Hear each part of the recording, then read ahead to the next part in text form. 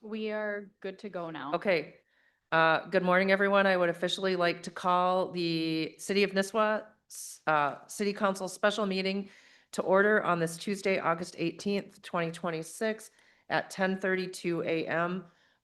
Note for the record that Councilman Joe Hall will be joining remotely. The core agenda item today is for the city administrator / clerk interviews. And I would like to call up Mr. Humple from SCSC, South Central Service Cooperative, who the city engaged with to help the city with this search, to just give a brief overview before we begin the interviews. Sure. Well, as you know, we started this some time ago and went through a round of interviews in February and weren't able to come to an agreement with the candidate you chose. So we went back out for the search, and I think, speaking from memory, I think we had 16 candidates. We narrowed that to 4. City staff met with them this morning and kind of gave me their feedback. So what I'd ask you to do is interview the candidates and then visit with me afterwards. And again, for the record, that our organization hires a company to do criminal background checks. I do reference checks. I interview all the candidates over Zoom, and another colleague of mine in HR does the same thing. So I think all of the candidates have the skill sets to be a city administrator. What I believe the council's role should be is, who's the best fit for your community? What are you looking for? And someone might have the best credentials of all, but you just think, it's just not going to work with our community type of thing. So that's kind of what I want you to focus on. And then when we're in deliberation, I can fill in gaps and that sort of thing. And then I'll just sit here throughout the interviews, and I generally don't say much unless I think a candidate isn't hearing the question properly. Then I'll say, hey, I think what they're trying to say is this. So that's the type of help I'll get. And then we have 2 this morning, break for lunch, and then 2 in the afternoon. And I choose the order of the people by the distance they traveled to get here. Sounds wonderful. Thank you so much. You bet. Okay, and fellow councilmen, if you'll remember when we did this several months ago, we'll do a round robin for asking the questions, and a suggested question list is at the front of each tab for each candidate. And to be fair, if we can stick to the same questions each time. So what I thought we'll do is we'll do 2 passes of the questions, and then for the 3rd pass, we'll leave if there's anything more that you'd like to add based on responses, because we also want to give the candidates time to ask us questions as well. So if that works, great, then we can start with our first interview candidate, who is Mr. Joseph Darter. We will wait for him to step in.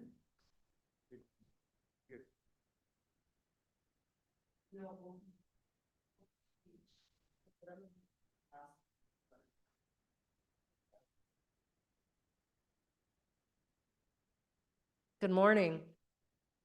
Good, how are you?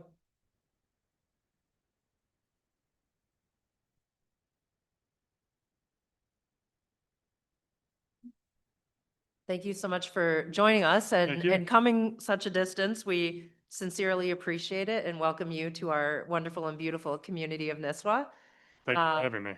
Absolutely. My name is Jennifer Carnahan. I'm the mayor. I'll let the councilmen quickly introduce themselves. Jesse's on. Mark Fraley. Wonderful. So what we will do, Mr. Darter, is we're just going to go through, we have a list of suggested questions. So we're going to each ask 2. And then we might do just some kind of offshoot questions from there, but we want to leave time as well for you to ask questions of us to make sure that it's a robust process and everything gets answered. But again, we appreciate you for being here. So if you wouldn't mind, and just Councilmember London, your microphone is not on. Okay, perfect. If you wouldn't mind just giving us just a quick high level, just about you. Okay. So first of all, you guys can call me Joe. You don't have to call me Joseph. I've My mother would call me that when I was in trouble, so I haven't heard that in a long time. But I've been with the city of Bloomington for 13 years. That's in Illinois. Um, what I do is I manage the water supply for the city of Bloomington. It's about 80,000 people. So with that, we have 2 reservoirs that we use, and then I also manage our 70,000 acre watershed. So that's what brings all of our water to us. So I work closely with farmers and producers to reduce the amount of nitrogen and hydrous ammonia and everything that they put on their field, because then that's harder for us to treat at the water treatment plant. So in addition to both of those responsibilities, we've leased out property around one of our lakes, and a small community is built up on that property. So I manage all of that. So I do all the municipal services that we offer in Bloomington. We offer that to our leaseholders at the lake. The difference being is my budget is a lot smaller than what they have in town to do it with. My annual budget for the residential side is what I collect on lease fees. So I have to really be mindful on budgeting priorities for that area, on what we can get done, and really have a strategic plan for that area. So in 2011, I decided to go back to college, and I worked all the way through, and eventually earned a master's degree in 2016 from the University of Illinois in political science, where I did win the Outstanding Thesis Award that year, which was uh, probably the thing I'm most proud about. And I was asked to be part of the Model United Nations due to my ability to work with a lot of different people, and so I got to spend a week in New York City doing that when I was in my 30s with kids who were in their early 20s. So that was interesting, but I loved it. But that's kind of the short and sweet info on me. If you guys have any questions. Thank you. We'll start the interview questions with Councilmember London. Okay. What is your approach with dealing with difficult people? My approach is to, as corny as this sounds, it's the golden rule. I treat people the way that I want to be treated, and I always want to be treated in a respectful way. So when there's somebody that's difficult, I view that as a way to not only win them over, but treat them in a way that they become not an adversary, but somebody who sees maybe a different perspective. I look at it as a chance to educate somebody who may not see it from my point of view, or from the council's point of view. So it just really comes down to treating people with respect. Everybody as a human has, automatically earns respect, and doing it in such a way that creates an environment that allows for a free exchange of ideas. And I think that served me very well, especially in my management career. With the people that work for me, I've had the same crew for 13 years. And it's due to the way that I've been able to deal with difficult people, difficult situations, and a whole sort of different reasons. Thank you very much. Yep. Councilmember Fraley, next question. What do you believe you'll bring to the position that others may not? I think what I can bring is knowledge of working for 13 years in a large community, where I've had a front row seat of knowing what worked and what hasn't worked. I've been at my level.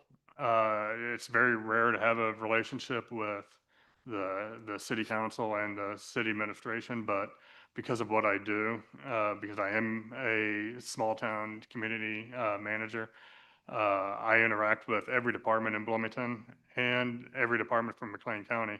So I get involved in a lot of different things, and I've been able to watch approaches that have failed and approaches that have been successful. And I've been able to internalize that into the way I operate on a day-to-day basis. So I think that's one of the strongest points for myself.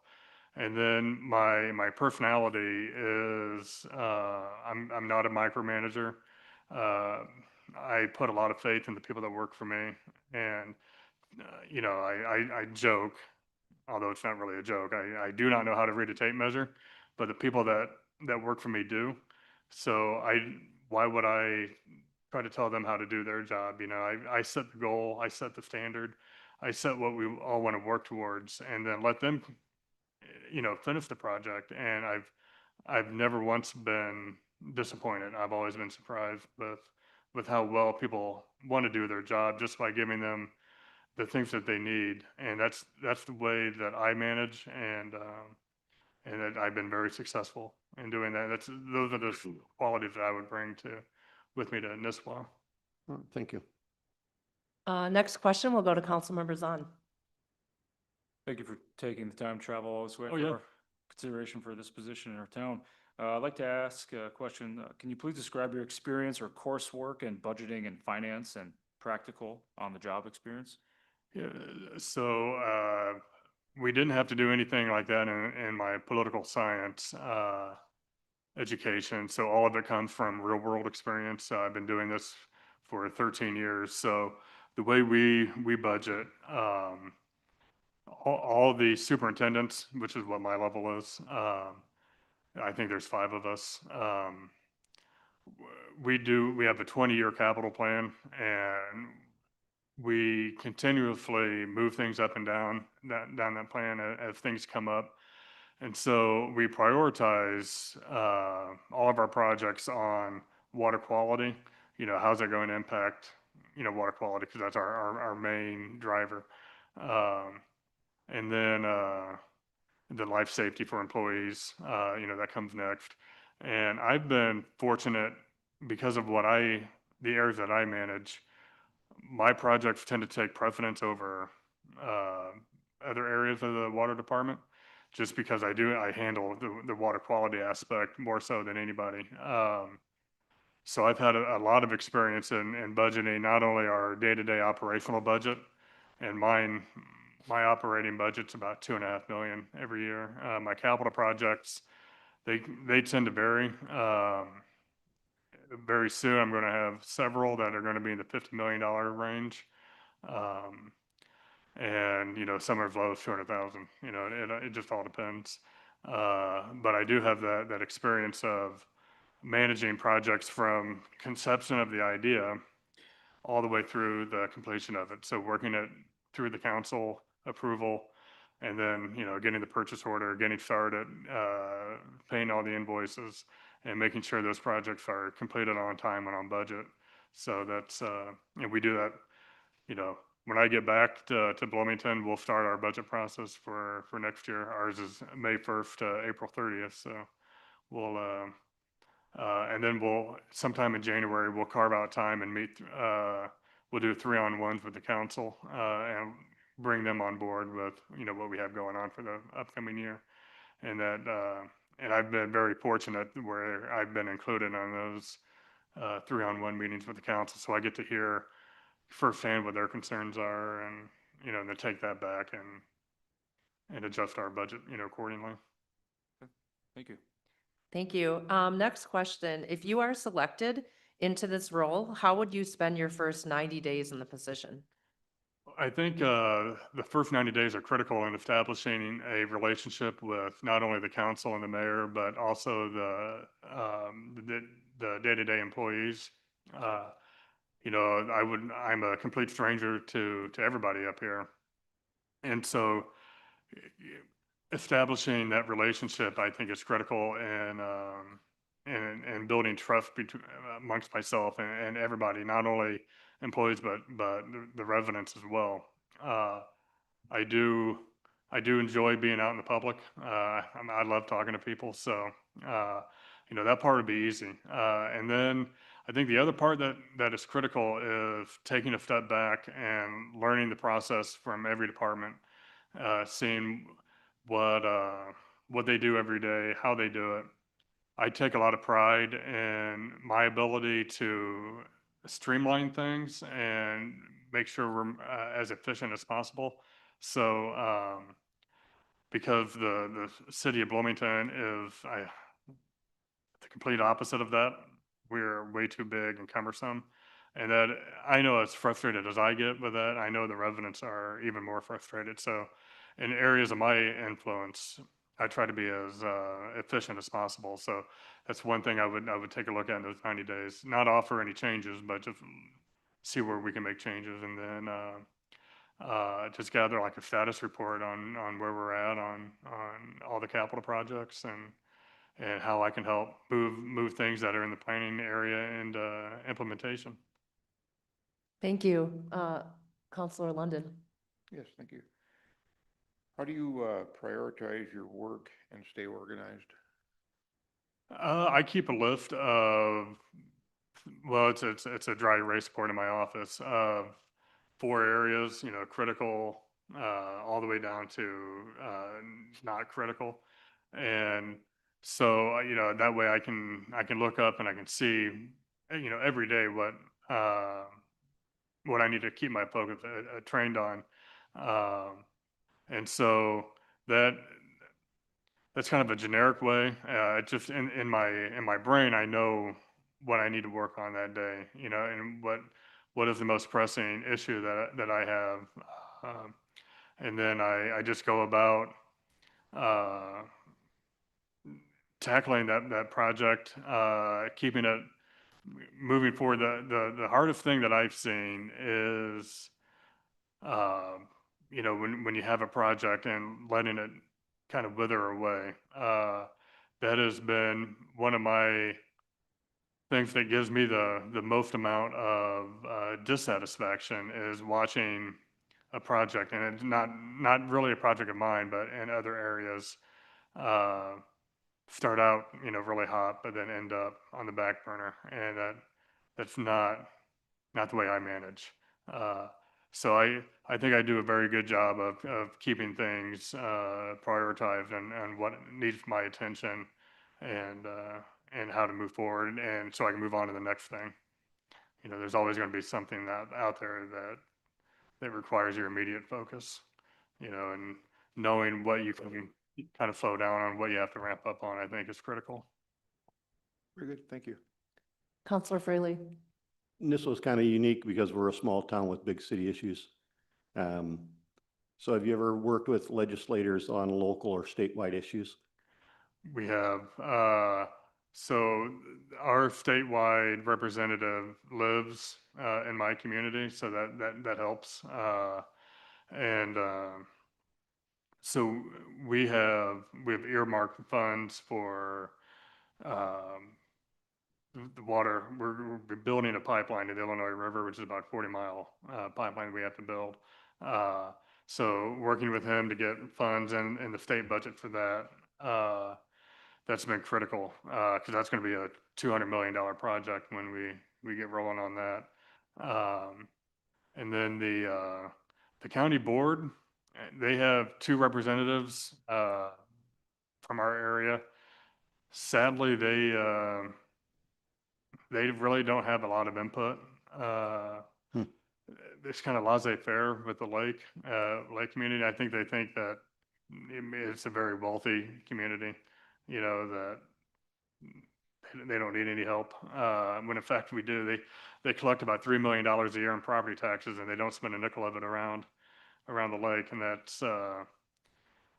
that's been a big focus on my attention, is educating people how, the county gets that money. They don't do anything.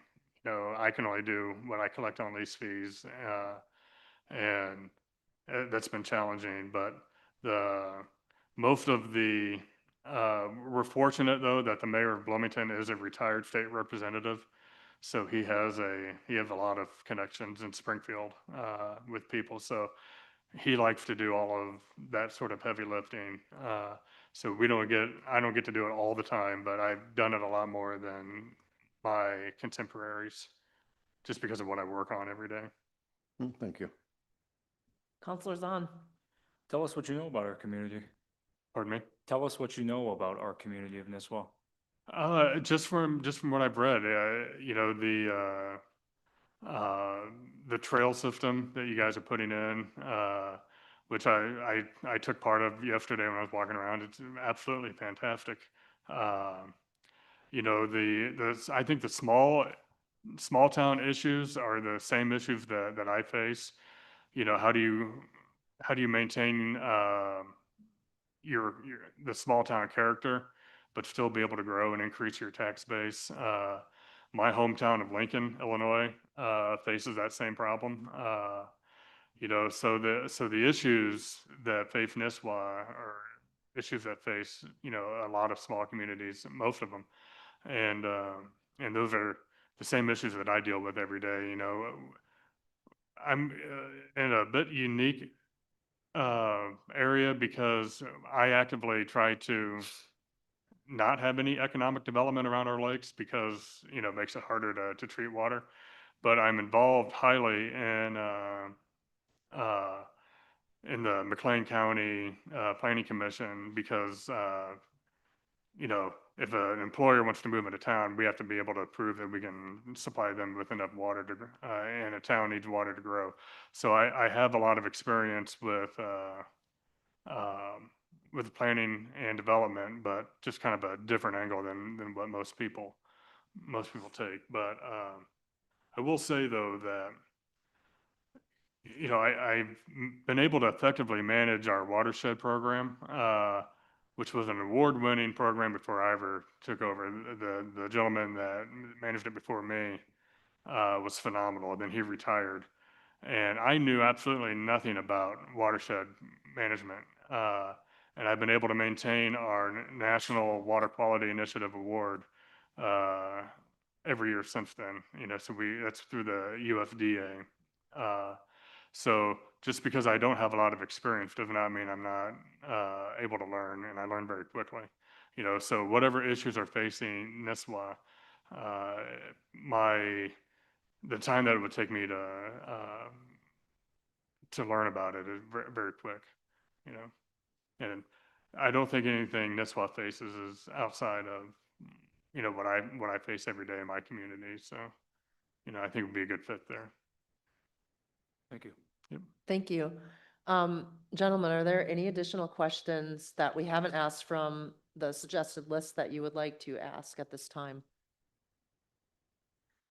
I see it looks like Councilman Hall may have just joined, but I don't know if he was here the whole time, so he may have missed some of the questions we've asked so far. Joe, I don't know if there's anything specific that you'd like to ask or just wait.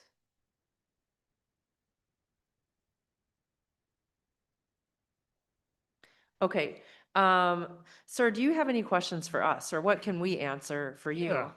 Yeah. So when you guys, go to bed at night, what keeps you guys worried about the future of Nisswa? I guess I'll start and then we'll just go around. Nisswa's, I think, a very unique community in the sense that, our population, full-time population is small, but in the high season, which is kind of the summer season, it swells because you have a lot of folks that have their lake homes, or maybe come up and do Airbnbs or come to one of the resorts in our community. And we have a very vibrant and bustling downtown that is an integral part of this community as well. So it's trying to balance and navigate Yeah. how does that look? How does that work? And also understanding that our tax base, to your point, you had mentioned that before, it's not just the full-time residents, it is also the seasonal homeowners, right? And it is also the businesses as well. So being mindful about being open to everyone's voices and not just necessarily the people that cast a vote in Yeah. our town. Does that make Yep. sense? Because Okay. everyone is equally a part of this community, equally important. And there are differing thoughts and ideas. And another interesting thing for this community is while the cabin atmosphere has been a part of it for generations and generations, I think when COVID hit, the city started to see a bit of a turn because you saw a lot of the folks maybe from the Twin Cities metropolitan area or Iowa or where other places that had cabins here start to just retire and permanently relocate here. So that You know, shifted a bit of yeah. things as well. Yeah, Work from home and, they can come up here and work from home. yes, Yeah. exactly. Yeah, that balancing the many different stakeholders, not just full-time residents, but people who have a summer home or, they're stakeholders too, and everybody deserves a voice. And, how do you manage that? And how do you build consensus? And, so Bloomington we did not raise our water rates for 13 years. It's a horrible decision. And so we were budgeting off of 2012 dollars and, the value of that. And so we have $400 million in capital projects we have to do. Had we kept up with our rate increases, year after year, that's really $200 million in inflation costs, that we're having to have our ratepayers pay. But by not taking everybody into account, really, really put us behind because, we did not want to push the envelope too much, especially coming out of the recession and then COVID and everything. But man, we are seeing the effect of that by not taking on our challenges that we have, head on. And it's the same thing with up here, if you don't, the high cost of inaction is going to end up getting everybody, you know.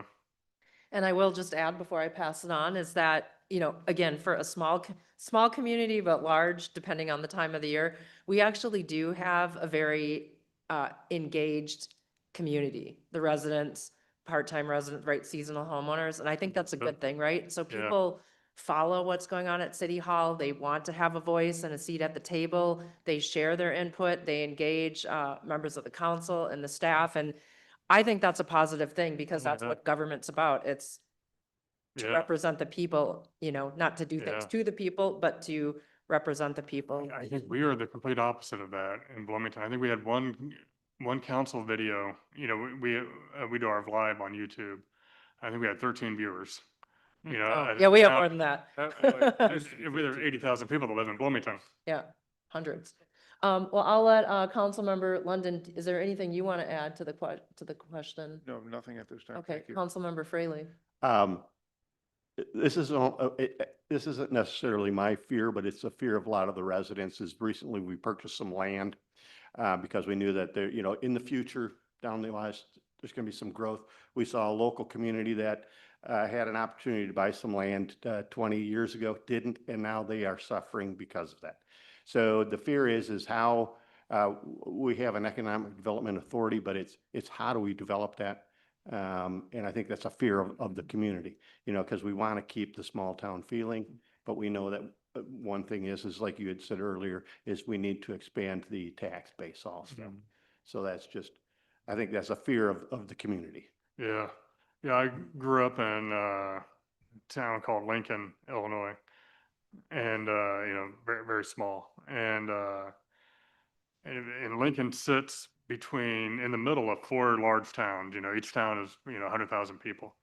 Bloomington, Peoria, where I live, Springfield, the state capital, and Decatur, and they have withered away because a lot of people did not want change. They wanted to keep it the way it was. They wanted to keep downtown the way it was. But even though Walmart came in and completely destroyed, downtown, and so you see in real time what happened or what can happen to a town that does not make that investment in expanding and building and looking towards the future. The state pulled out two prisons, two prisons just closed. There's a developmental center that closed. The two colleges closed in town, so I mean, the town is a ghost town now. And I firmly believe that it's because they did not actively, pursue development initiatives that came their way. They wanted to sit back and pretend this was 1950s America when, it's 2026. And, so now I think they've too far gone to ever recoup all that. But, so and when I think back to when I was a kid growing up in that town, it was such a wonderful place to grow up in. And then when I go home to visit family and friends, it's just an embarrassment. And that's what would keep me awake at night here if I was lucky enough to not see that happen again and keep moving forward. Do you have anything you want to add to the question? I think in regards to this community, something that's taken place that a lot of us have experienced or understand well is when we speak about the aftermath of COVID-19, what that's done to this community is it has welcomed an influx of folks that have purchased homes here. They're either full-time residents or they have a second or third home perhaps, right? When I first got on this council and appointed in February or March of 22, I think our total market value for this town was around 700-ish million. Today, no, I believe now it's just shy of double in that quick of a time frame. So you put that in contrast, I mean, we're 18.36 square miles. I think 40% of it's water. So a lot of water, a lot of shorefront, right? That has caused property values to explode. And that's also caused the county that we're in, Crow Wing County, to be a little bit reactionary, I would say. I think many longtime residents have thought, yeah, property values are probably a little bit under what market value should be, but when this area, and it's the market, we can't stop it. Nobody can stop it. If somebody wants to come and buy a $1, $2, $3 million home or property, right? But that does have a trickle down effect to all the neighbors in this community and in the county. So taxes subsequently from obviously the state being as high as it is in Minnesota and the county, it's had its weight on residents' shoulders, thus us, in regards to how we try to budget effectively for this town. So there has been a lot of tough decisions that have had to be made. This town's had its fair share of challenges and opportunities in the last few years. So we have an election this upcoming fall.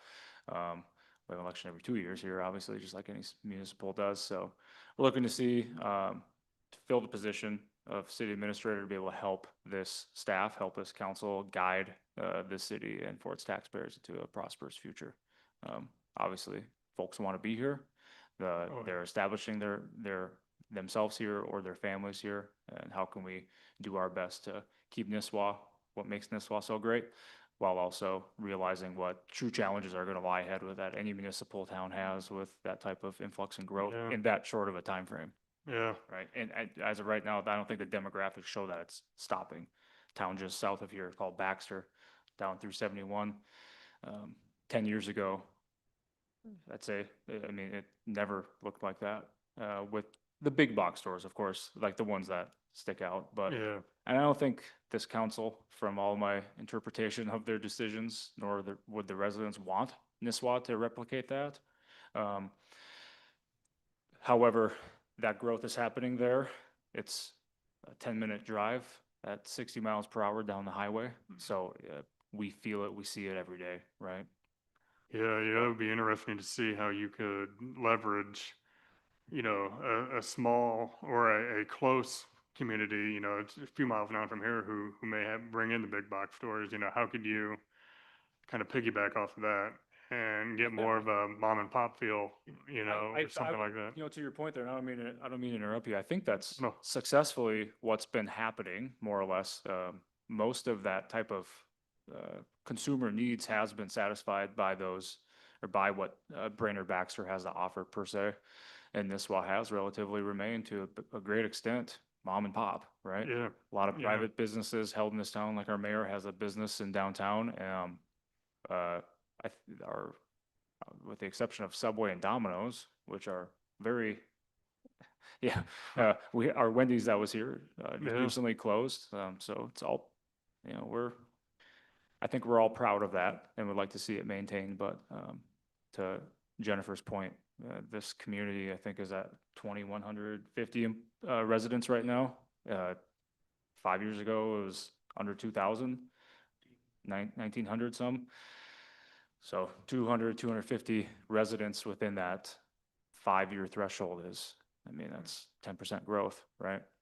Yeah, when I got into town yesterday, I stopped at it's a pretty good shopping area, which is, you know, kind of a neat name for it. And I just walked around there and ended up getting a coffee, and the places like that are so unique, you know, that, you know, you can't get that feel from a Home Depot, or, you know, and that's really the heart and soul of a small community. But you know, when you were talking about COVID, that reminded me, you know, on how it changed communities. So Bloomington is the home of State Farm. You know, it's a lot of that's where the corporate headquarters are. And I think at one time, State Farm had like 25% of Bloomington's population that worked there in the office. And after COVID, they only have to be in the office 1 day a week, a month.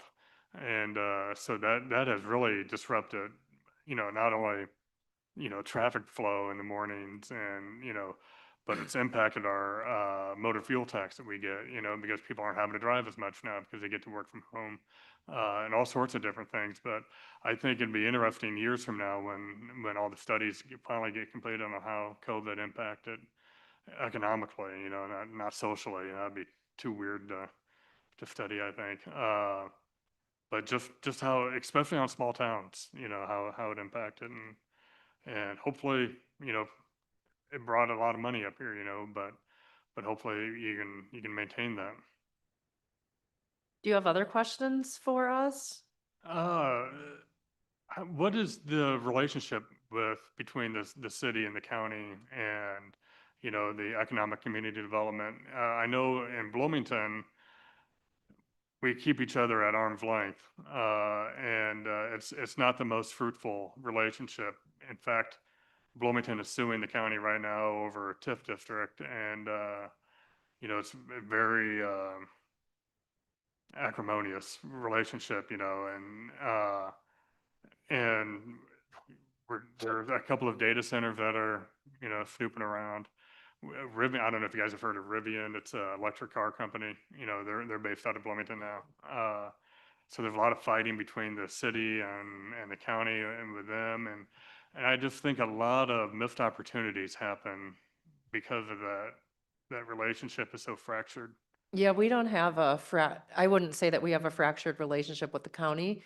Um, in relation to the portion of your question about economic development, we as a council just formed an economic development authority, so that body wow. hasn't had its first meeting yet. But in my experience here, which I'm the shortest probably of all the gentlemen, is I feel it's been nothing but a positive working relationship with the staff that I've connected with at the county, and the commissioners that I communicate with, you know, related to issues. It's more of a partnership and Oh, wow. how do we work together on things? But I'll turn it to you if you have a different perspective or anything to add. From my experience, you know, as far as the city and the county, the relationship's pretty good, pretty positive in that. And, you know, if, city of Nisswa ever need anything from the county, they've been there for us to Yeah. help us out. So it's been good. Yeah. You know, so I work, so if somebody wants to build a home, or it's so convoluted the way things are done down there. The city owns a property, so the city have to permit it, but so does the county, and so do the two townships that were in Money Creek Township and Hudson. Uh, so on a day-to-day basis, I get along very well with the county. You know, their frontline workers, their director of building and zoning. You know, so I'm not impacted by the relationships between the county administrator and the city manager and the mayor and all this. Uh, so it hasn't really trickled down to me, but I do see, you know, perilous nature of when the people in charge can't get along. You know, that kind of sets the tone for everybody else. But I've, I think it's just my personality that, you know, I've been able to get along well with everybody. But Yeah, we work well with the county. I mean, they've helped with looking at some of our ordinances so that they can work well. And if there have been issues, and they're not really issues, we had something with our transfer station. So we worked with it with the county. It was amicable, it's Oh. done.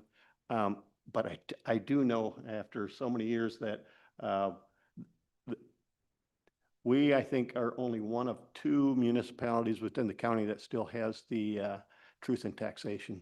No, we're the only one.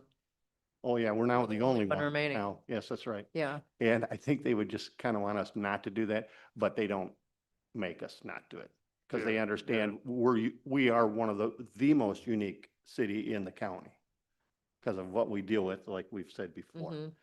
Oh, man, that sounds like a dream to Yeah. have a good relationship. you Yeah, know, I it's think something that, I mean, I can't, And we we don't should work in the other understand- cities, but Yeah. because there's a lot of the cities within Crow Wing County are smaller, right? And there's other, like, yeah, we're kind of resort-ish in a way, right? And Cross Yeah. Lake is like that too, Pequot to an extent, yeah, right? That, we're just smaller communities that I think there's just more synergies than there would be acrimony, if that makes sense. yeah. You know, and Bloomington is the biggest town in McLean County, so they think they can kind of throw their weight around, you know, and the county, county has the entire county to look after, and I think that's where some of the problem, lies is, the Bloomington thinks that, well, we should get all the, everything, but, it takes a village, and it's, Bloomington, we're just part of it. That's the hard part for people to understand, I think. Do you have any additional questions for I us? think, no, those are really the things that I've wanted to ask about. I actually have, so last time we did interviews, we had a member of the community that was in the audience, former council member, sitting on different boards, very engaged, and I just want to see if Mr. Landers, do you have one question you might like to ask? I work about 50 miles from you. Can you just state your name and? Yeah, Yeah, thank Roger you. Landers, Edna Lake Road, just south of Decatur, so I know exactly where you come from. Anyhow, Joe, if you are appointed to this job as the city administrator, what are the 3 key responsibilities that you'll expect out of your department heads? What would be the 3 responsibilities? What are the 3 key responsibilities you'll expect out of your department heads? The first one would be openness to everybody. You know, we get kind of closed off in our jobs, back home, and I'm fortunate enough to where I'm in my community every day. So I interact with a lot of the residents quite often, and I think that has gone a long way in building not only my reputation but my ability to interact with people and get things done, is because I've taken the time, to get to know people and know their concerns, and I would expect that with the department heads to do that as well. So openness. You don't want to be, so wrapped up in your office that you can't get out. And then, I would expect, another responsibility is to treat their budget, like it's their own personal budget, and to have that mindfulness of the taxpayers, gift to us really to manage, and to know that, the longer we delay things, the more expensive it's going to be. So, what innovative way can we look at now that will set us up in the future, and the department heads would be able to answer. And the third responsibility would be to their employees, that I would expect them to treat their employees, the golden rule again.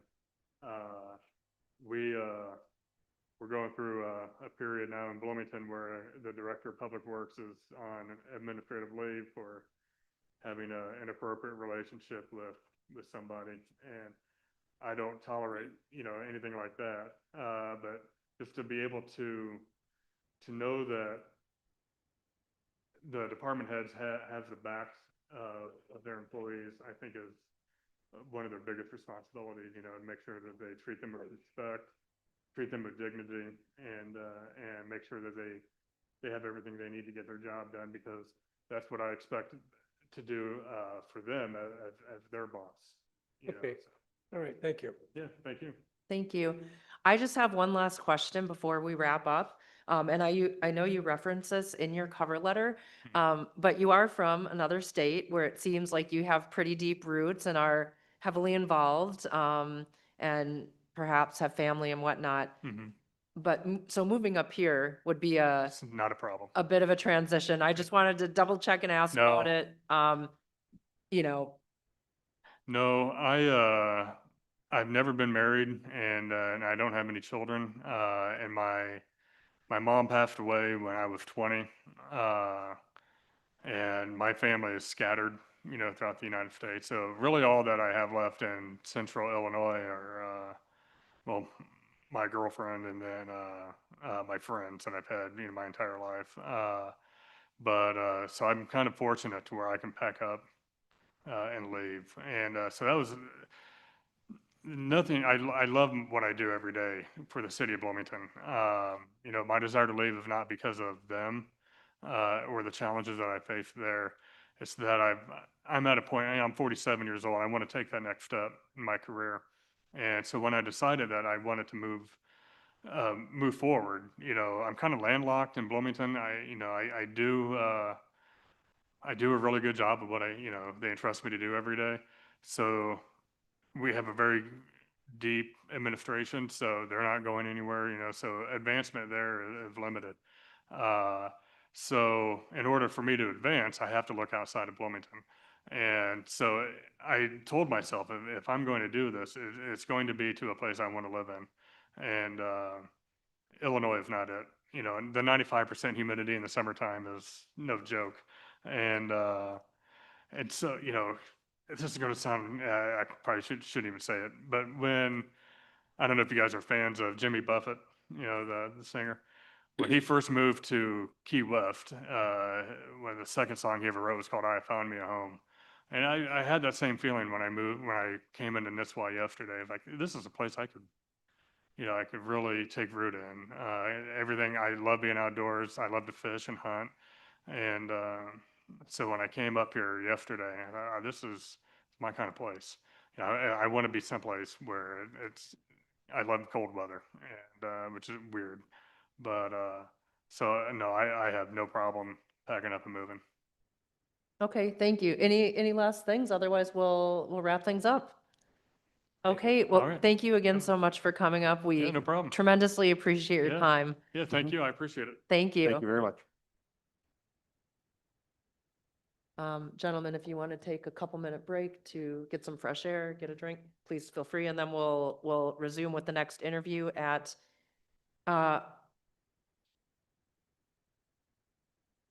We can start. I we mean, if could you start a want- few minutes early, if we want to just take a quick couple minute break, and then we'll start a little bit early here.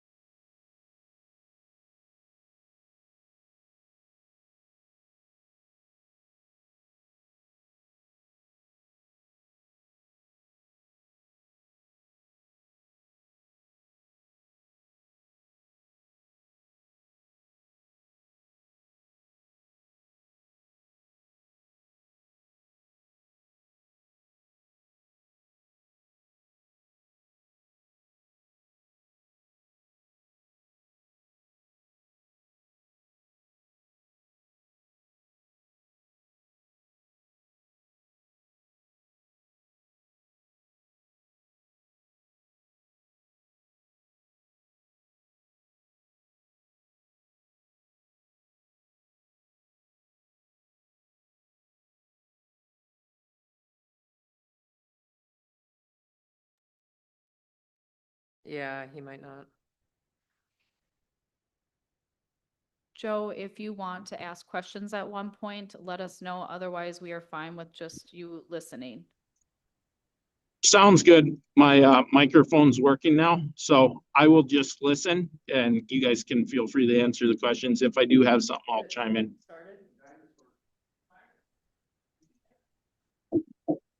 Oh, could you hear me? Joe, I can't hear you. You can't? Can he text you? Can you hear me now?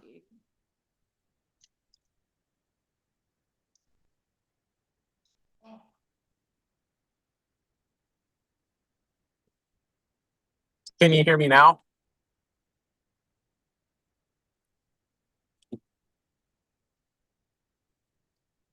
I'm gonna change my first question. Can you hear me now? Mike suggested I change it. He said maybe instead of saying that, tell us what yourself, he said maybe in a few minutes, tell us something about it.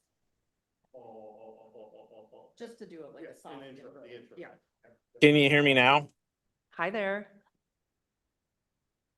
Can you hear me? Welcome. Yes. Yeah, Thank you for coming up to the city of Nisswa. Yeah. We really appreciate it. My name is Jennifer Carnahan. I'm the mayor, and I'll let the gentlemen introduce themselves. Mark Fraley. Jesse's on. Rachel. Good to meet you. And then our last council member, he is not able to be here in person. His name is Joe Hall. He is on the Zoom. Oh, okay.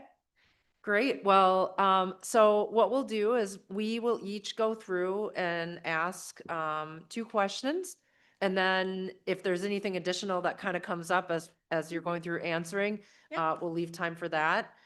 We have a resident who has sat through these and is really engaged with the city. So if there's time, we'll let him ask a question as well. But then we Okay. want to make sure there's ample time at the end for you to ask any questions of us. Okay. So I thought just a good one to get started with is if you wouldn't mind in a few minutes, just telling us a little bit about yourself or your background, something maybe that we wouldn't have read like in your cover letter or on your resume. Okay, well, I'm originally from Warroad, and the reason that I applied for this job is to be closer to my family. Right now, I'm at the very bottom of the state, and it takes me, the closest family member is 3 hours away and 8 to get home to Warroad and my mom. So I'd like to be closer to my family. I grew up in Warroad. I started my career in city government in Warroad as an administrative assistant, and I owned a bookstore for 14 years before getting into city government. Very good. Thank you. We will go to Councilmember London with the next question. What is your approach in dealing with difficult people?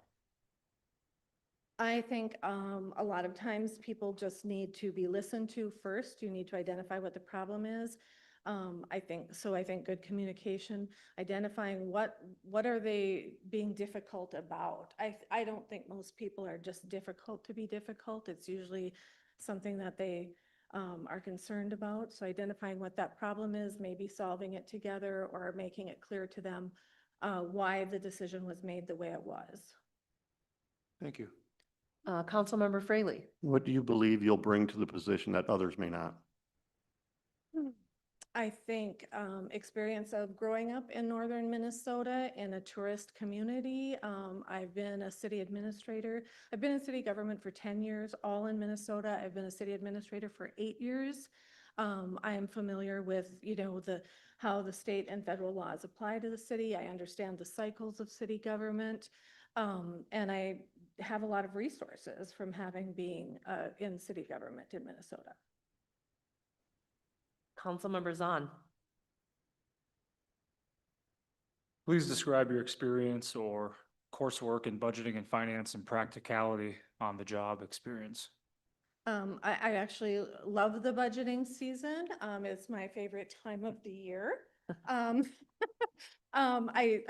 Well, first of all, in my personal life, I'm a deal shopper and a saver. So budgeting is like super fun.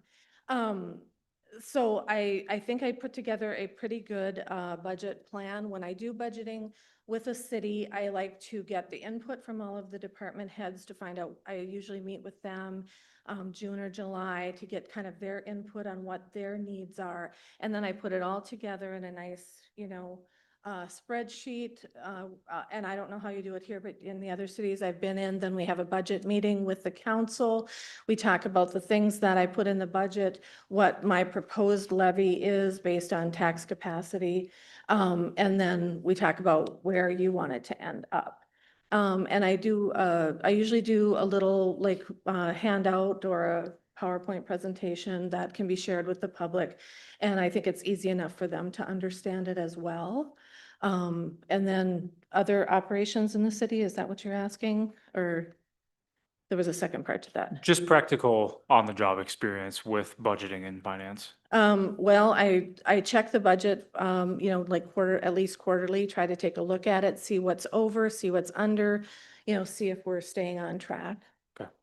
Thank you. I actually have a follow-up question to the budgeting because of your experience. Mhm. So like, for example, 2 years ago, when I came in as a new mayor, the then city administrator asked, how do we want to approach the budget? And we had asked, hey, could you put forward different scenarios? Could you put forward like a no increase to the budget, like a zero? Could you do a cost of living? And then, if you had your wish list. So to really, Mhm. maybe challenge isn't the right word, but to ask the different departments to really analyze and see if there are areas where there are spaces to trim, because one of the things we were trying to do is deliver minimal impact to the residents, and we delivered a slightly negative tax levy for 26. And so just curious, if that were asked of you of the council, how would you approach that, or what would your thoughts be to that process? Actually, we did that in our last budget season as well, but we didn't put it out to all of the department heads. It was on me to see where we could potentially cut. And I presented alternative scenarios to what we could do. And they actually went with a 3.6 increase, I believe it was last year. And my proposal was 2. So they went a little higher, but we have a lot of projects all the time, so. Second follow-up to that, pertinent to my first question, is there, like, were you deep diving within specific departments' budgets to be able to reduce what was already there above and beyond what the ask was? I usually do, plus when I do the budget, I look at the previous 2 to 3 years of how things have been budgeted, where money is being spent to make sure, are we under budgeting something all the time? Or why are we putting this much money aside? Is it because we've always done it and they're not spending it? Then that to me is something that could be reduced. Also, I review the capital improvement plan and the capital financial plan. What do we see coming? What do we know we're going to need to pay for in the next year to the next 2 years? Because I do think you should try to keep growing capital if you know you have a big project coming, so you don't have to levy for all of that. But I try to look at everything to come up with the best numbers for the taxpayers, because they don't want an increase of anything really. But also you have to be realistic about what costs are coming forward. Thank you. Okay, go ahead, Councilmember Fraley. So we've always kept 100% of our budget in reserves for CIP and so forth. Last year, we did decimate that CIP. Okay. Brought it down to, dropped it by 70%. So if you were here, how would you work at getting back the CIP? Because I will explain that some of the residents don't understand a CIP in the outlook. They'll come in and say, are you putting money aside to prepare for this? But we don't want you to have a CIP, but that's what it is. Because we the previous have looked at that. So how would you deal with trying to get that back? Well, I think, what I've done in my previous positions is when I do the budget, I like to budget revenues a little low and expenses a little high. So you're always going to come back with a little bit of we came in $124,000 under budget this year in our current audit just by doing that. And that's and we went over budget by 43,000 when the council decided to buy 2 pieces of equipment that were not budgeted for the street department. So I think just, planning it that way and kind of putting that little bit of extra money in there somewhere in case. And we've also outright put, 20,000 for capital improvement, that we're budgeting that aside for. And if we can we've put it aside for police cars, we've put it aside. So we're telling them exactly what we put it aside for as well, which sometimes helps. Okay, and then I have a fourth budget follow-up, sorry, No, we have two municipals here. Yep. So the Pickle, which is a bar and an off sale, and then Spirits. And Yep. so those two municipals do a transfer yep, every year into the general fund. I Yep. think it's about, what, 290. mm-hmm, So that also factors into things. yep, Just yep. curious about if you've had it, do you have, I don't know if you have Yeah. municipals. Two cities I've worked in with municipals. My Okay. current city does not have a municipal, but we have a full utility. So we have electric, water, and sewer.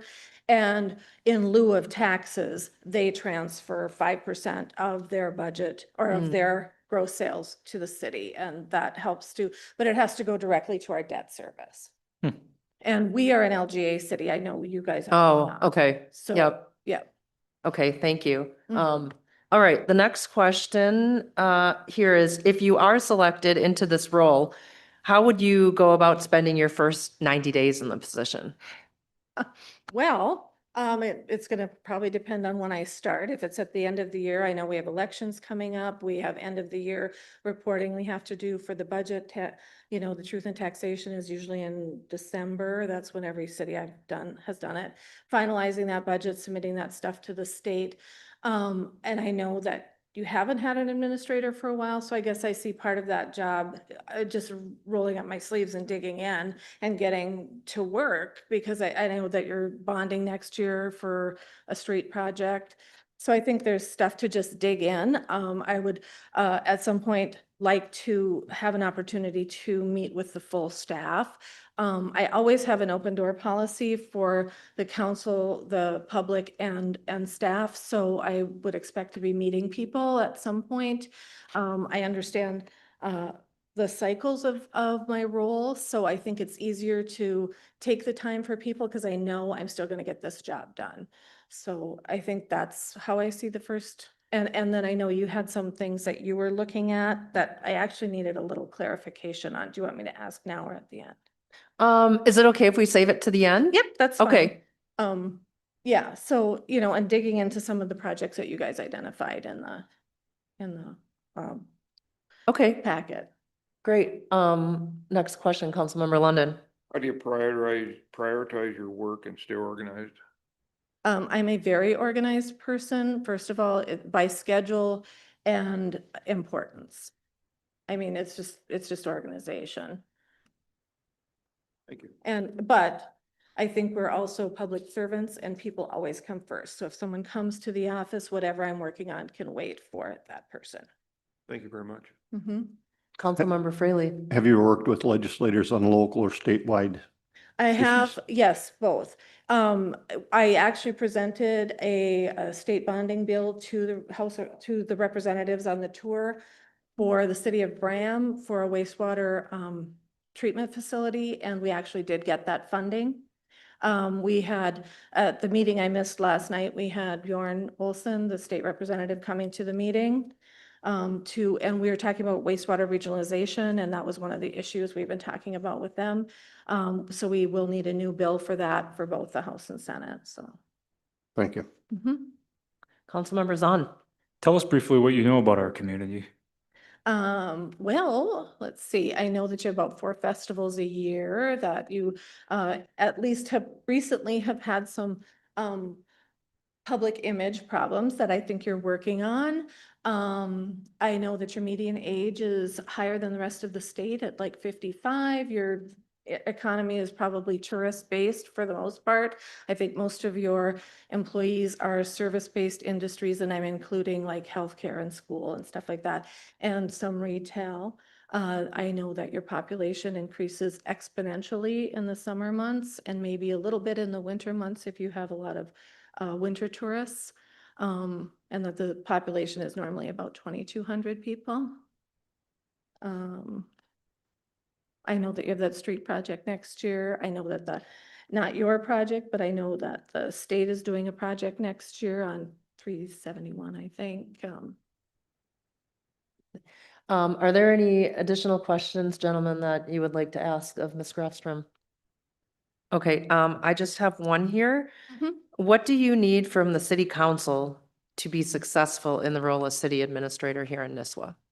two things. I need good communication with myself, with what I need to direct staff, whatever. I need good communication. And to me, that's two ways. That's me communicating to you as well. And trust. I need you to trust me, which I know will be earned over time, but I also need to trust you that if there is something that you have a problem with, that you're going to talk to me about it directly, that if you are hearing issues in the public, you're bringing them to me directly. So those are the two things I need. Thank you. Before we go to you for questions, as I mentioned, we have a gentleman, Mr. Landers, who is a longtime Nisswa resident and is very engaged and involved with our city affairs. So if you have a question you would like to ask Mr. Landers, we'll give you that time. Yes, if you get this job, city administrator, what are the three key responsibilities that you're going to expect out of your department heads? Do your job. Angie, we Oh. just talk into the Oh, microphone. sorry. Okay, please. sorry. I was trying to look at it. Okay, so do your job. Let us know if there's any issues or things that you see coming that are gonna need to be planned for. And try to stick within your budget or spend wisely. I think those are the three most important Okay, things. thank you. Thank you. Okay. Okay, we'll go to you for your questions. Okay, so one of the things I was wondering about was what you meant by strengthening public safety, because that was kind of vague. And I know that when I talked to the staff that you have 6 police officers and that department seems to be filled out. You have 28 fire. So I was just wondering what you meant by that. I could take that. I think a part of it would be surrounding our downtown area. I'm the liaison for Public Works. A few years ago, we had the ADA compliance piece that came through that the review in our city was that we were grossly non-compliant. Okay. We don't have street lighting. We don't have crosswalks, as you can tell. Sometimes, depending Okay. on the days, it's a free-for-all in downtown Nisswa. And sometimes it's nice having that until there's an incident. Mhm. We've also had some tragic loss of life on Highway 371, which is a state corridor, of course, trunk highway. But there's, I would say, loads of improvements that can and will be made over time based on specific sections or quadrants of the town. Let's highlight downtown, like in the 26 and 27 road bond, mainly the 27 road bond, where we have a very highly regarded elementary school just 2 blocks away here. We need to improve the ability for those students to be able to walk across the street so they can get home. As of right now, there's 2 blinking lights. It's very lax, I would say, at best. We do have an outstanding police department here, phenomenal volunteer fire department. On the public safety standpoint, in cooperation with Crow Wing County, it's good. But we also have 3 months out of the 12 where this town has significant influx Right. in traffic and visitors, subsequently calls. I just went through the report for our council meeting tonight. Don't quote me on it, but there's a handful of strange calls that they have to respond to Mhm. based on this time of year. So I think it's a basket type answer to say there's a lot that can go inside that basket. But from my experience on Public Works, it is pedestrian safety in the downtown corridor as well as traffic safety on these city streets. Yeah. Okay, Do you have anything you want to add? No, no. okay. Okay. Have you ever gone for the TA grant for that? Like the Transportation Alternatives Grant can sometimes help with those Not to my knowledge. congestion things. So that might be something I would recommend. Mhm. Very good. Go on. Okay. Go on, and- yeah. And then, so you asked what I think my first 90 days would look like. I'm wondering what you see as my first 90 days looking like. Do you want to start with that, Councilmember Fraley? I would say getting to know the staff, where they sit, what their strengths, weaknesses. I know it's short to do that. Reaching out to the public, the chamber, having a good relationship with the chamber. And then sitting down, getting feet wet with the budget. That's what it is. It's going to be a fast-paced 90 days. Can I ask, so where are you at with your budget? Will you have a draft budget, a preliminary in September done, and then you'll use that to finalize for December? Because some cities, they do it in September, it's the same thing in December. Other cities, I know, budget high and then cull it down for December. We'll let Meg. Oh, Well, yeah, go ahead, Maggie. Oh, sure. Department heads and myself are working on their budgets and putting stuff together. We were gonna actually have a budget workshop scheduled for today, but due to our long day, we, are gonna push it off a little bit till September.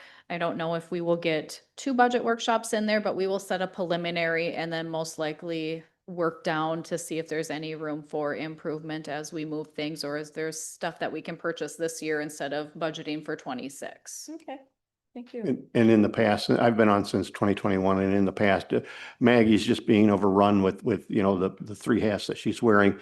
In the past, as a city administrator, that we had budgets usually started in April, where she would come out and say, this is where I think we need to be, as you had stated, similar approach that you did, so that we could work the budget through that. Preliminary, it was usually set a little bit above COLA through her guidance. And then final come in December. But like I said, with Maggie with 3 hats, the department heads and she are working on that to get it through so that we can go. But it'll be strenuous. If I would add to that as well, ma'am, I'm gonna double down on Councilman Fraley's points about immediate support for Miss Maggie over here. She's been on a overtime, yeah, emotional, mentally, physically, soul sucking drain for the last, Maggie, Mhm. what, are we encroaching 12 months now? Yeah. Year and a half. Yeah, I suppose since April, Yeah. right?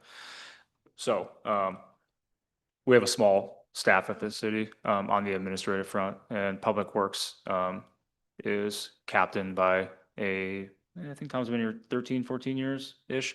I'll just call him a veteran. We have, I think this council has good confidence in its leader in planning and zoning. The police department just got a new chief that, was promoted internally. They're running very well. Fire department, same aspect. Parks and Rec, Mhm. also a veteran. The administrative assistant that came on board to support Maggie, I think now 6 months-ish. Okay, I'm getting better on my dates. There's still quite a bit of workload on her. Yeah. So mainly on that front, I would say my expectation for 90 days, which it would be a joint expectation. I would hope that the council would encourage you to be able to find out immediately what can be taken off of Maggie's plates for a proper transition, for her to go back to the financial specialist role, and for you then to be able to take over the Yeah. general management duties of the city of Nisswa. And I'll add, we've had some short staffing issues in Lake Crystal lately too, and I am not above filing if that's what I have to do to help get everybody back on track. I mean, I look at it as we're a team and we're all on the same team and we need to work together. It's a similar aspect that I pitch to potential new hires at my company. We're all working foremen. I have a construction firm, and we're all working foremen or forewomen here. Everybody must have the mentality that even if they don't have their sleeves rolled up, they're working 8 hours a day in a climate-controlled office. We have people that are not. Must have the approach to be able to dive in, dig into the work that's at hand without fear or without shame of ego. We owe it to the residents of this town and ultimately the staff. Thus, if you are the one selected for this position, you owe it to us, as you will be reporting up to this entire council. And I think, you know, reestablishing that hierarchy is very important. We want to make sure that you are the end of that funnel, so to speak, from the council as a whole. Not any one of us gives you directions or mandates, only when we are convened like we are now, Yep. right? And I'm looking forward to finally filling this role. It's been a struggle, and I think it's been a great deal of burden on this staff, trying to pick up the pieces post well, was it really April when Jenny Max resigned? Yep, and then Kiki left in July. Yeah, we had a city clerk that was here for about a decade also, I believe about a month or two later, so. Mm-hmm. Yeah. Okay. Um, Is there any top issues that weren't discussed that you feel would also be part of that 90 days? Other issues that we should be looking at that weren't discussed? I know that you just formed an EDA, but I learned from the group when we talked with the staff that you're working with the county EDA on that, so. Yeah, there's a gentleman, there's an organization called BLADEC, Brainerd Lakes Area Economic Development Corporation. The executive director there, his name is Tyler Glynn. He has extensive experience and he works with a lot of other municipalities around here on either their EDAs or EDCs. And so he's very involved and kind of a key partner in this for our city. So I think the first meeting is likely coming up next week. It hasn't really kicked off yet. Okay. Monday But morning, yeah, that will 7:30. be, that would be an important one too, because that's just kind of getting off the ground. Yeah. And then yeah, he's a resident too. Oh, okay, well, Yep. that's great, yeah. Giving us ideas of many years. Your mic off. Okay. Otherwise, there's just kind of the standard core things, right? We have the road bonds going on now for 26, 27.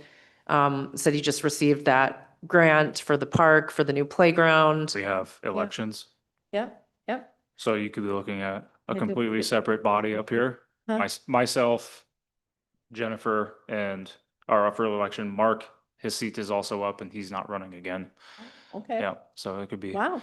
new okay. faces up here. Yeah, Okay. but I think if, depending on who is selected and when the start date is, doesn't matter who's sitting up here, right? There's jobs to do for the city. Yeah, yeah, absolutely. Yeah, what other questions do you have? Oh, let's see here.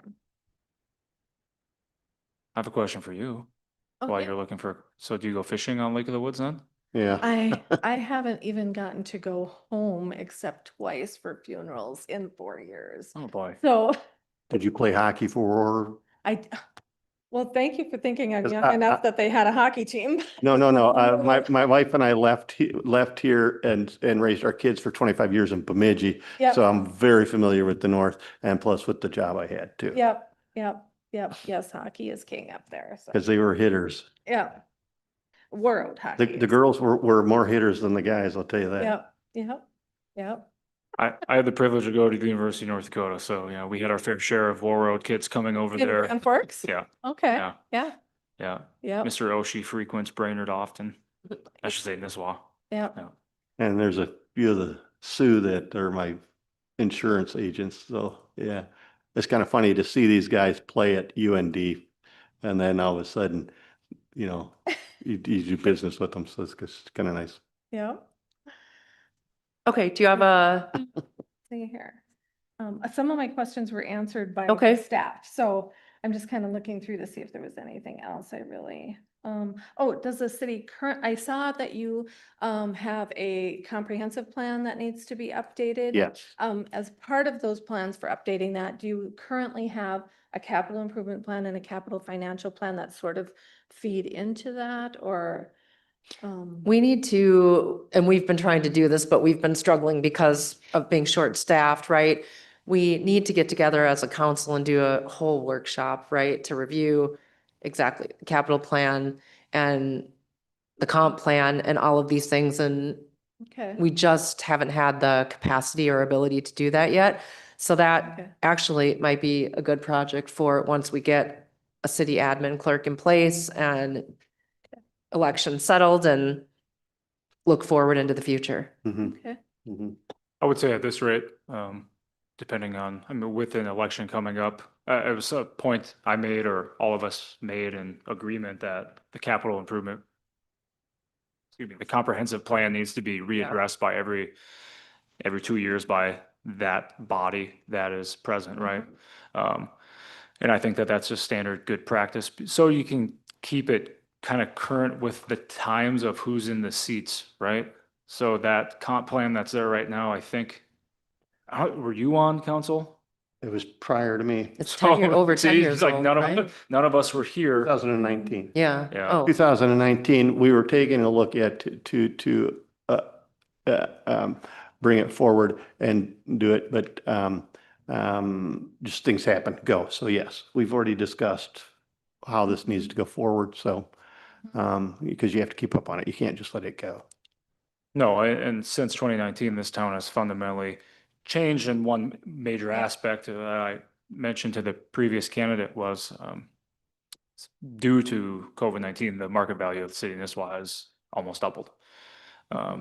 We're a huge town, but not really. I mean, we have 18.36 square miles and 40% of that's water. And the influx of folks that have come into this town, roughly, I don't know, 10% plus, it can change the landscape just based on the density. It can change the needs of the residents. And I think that comp plan, as good as it was at that time and still could be, it perhaps has fallen to the wayside because we have been presented with other challenges, and the city made an investment in 78 acres off of Highway 371 that, in hopes of this EDA now being established, will be able to help drive. I don't want to use the word development. I'd rather call it specific growth initiatives there that are going to be net gains for the residents and the taxpayers of the city of Nisswa.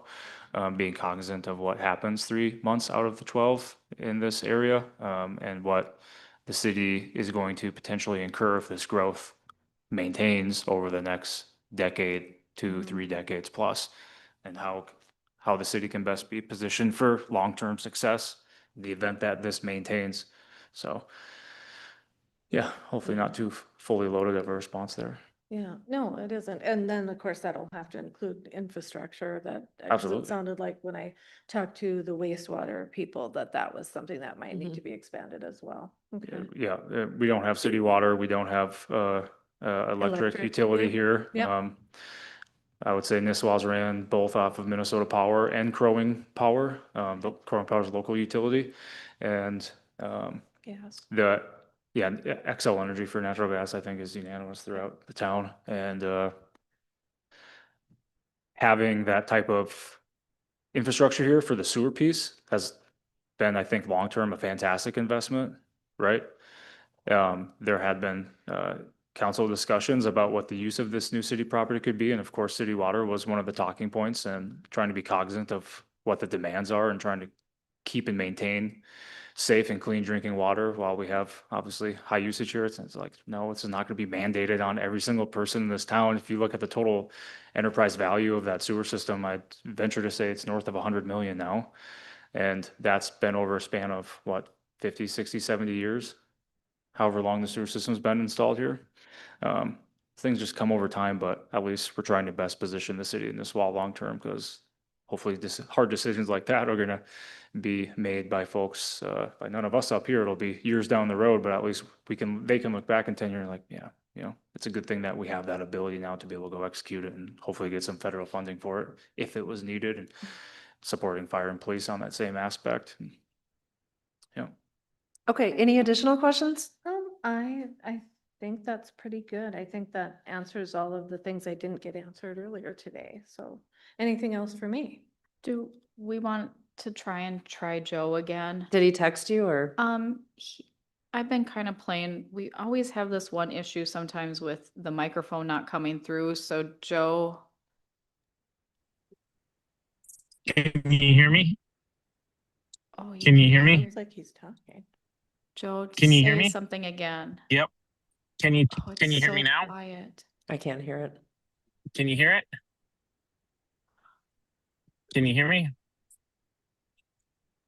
Maybe Can he you hear can me now? text, like, is there a Can you hear me? chat? He could write his question if he has one. Sorry, Joe. Otherwise, we'll wrap things up, and Okay. Mhm. thank you so much for your time and driving up here and taking time to meet with us. Yes, We thank appreciate you. it. Thank you Thank you, ma'am. for the consideration. Thank you. Okay, well, according to the schedule, we will take a break now and we will resume at 1:30 PM for our next interview. So we will see you back then. Yeah. Maggie, is it okay if we leave these in here or? No, you're fine.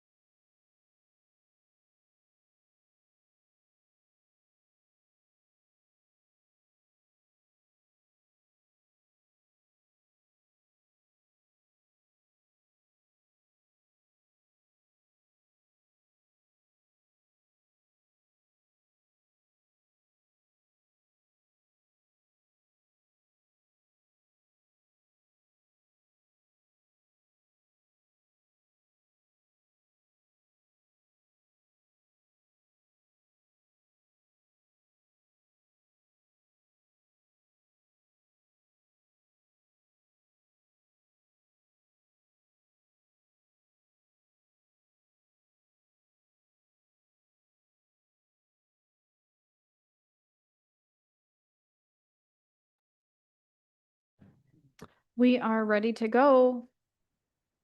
Hey, Joe.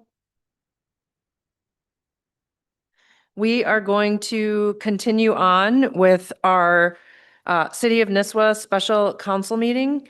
It is 1:30 PM and we have two candidates left to interview. So our next candidate up is Megan Craigness. Hi, welcome in. Thank you for being here. Yes. Am I pronouncing your last name correct? Craigness?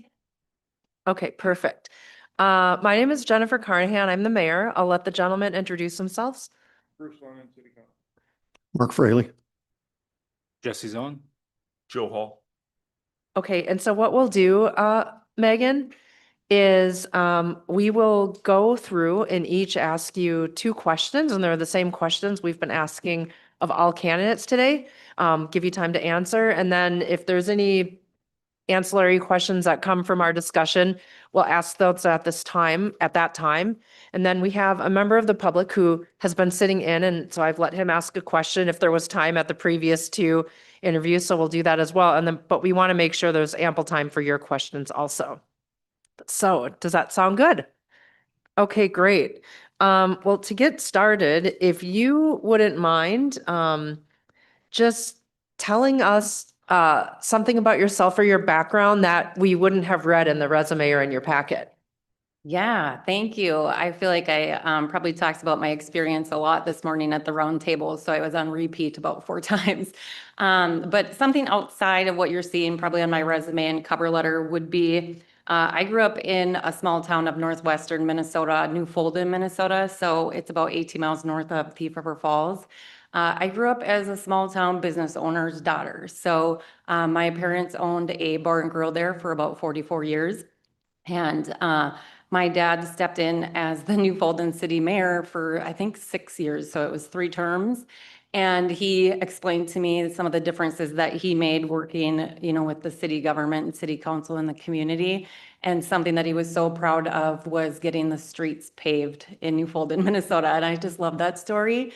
So that's something that I didn't share on there that probably just gives me a little bit of that business ownership. And then, it was in the mid 90s, so I was younger when I saw, heard about the mayor and the city government. One other thing that I could add is I teach at the University of Minnesota Crookston in the business department. Obviously, you can see that. So I bring in a lot of probably the leadership, management, HR perspectives.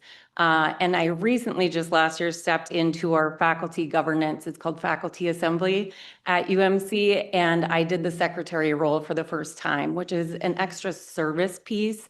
So it's not something that you're, compensated for, but of course they review it for your performance. And so I got to learn all about organizing the meeting minutes, the agendas, creating Google folders, organizing everything. And then they asked me or nominated me to be the vice chair this year for Faculty Assembly.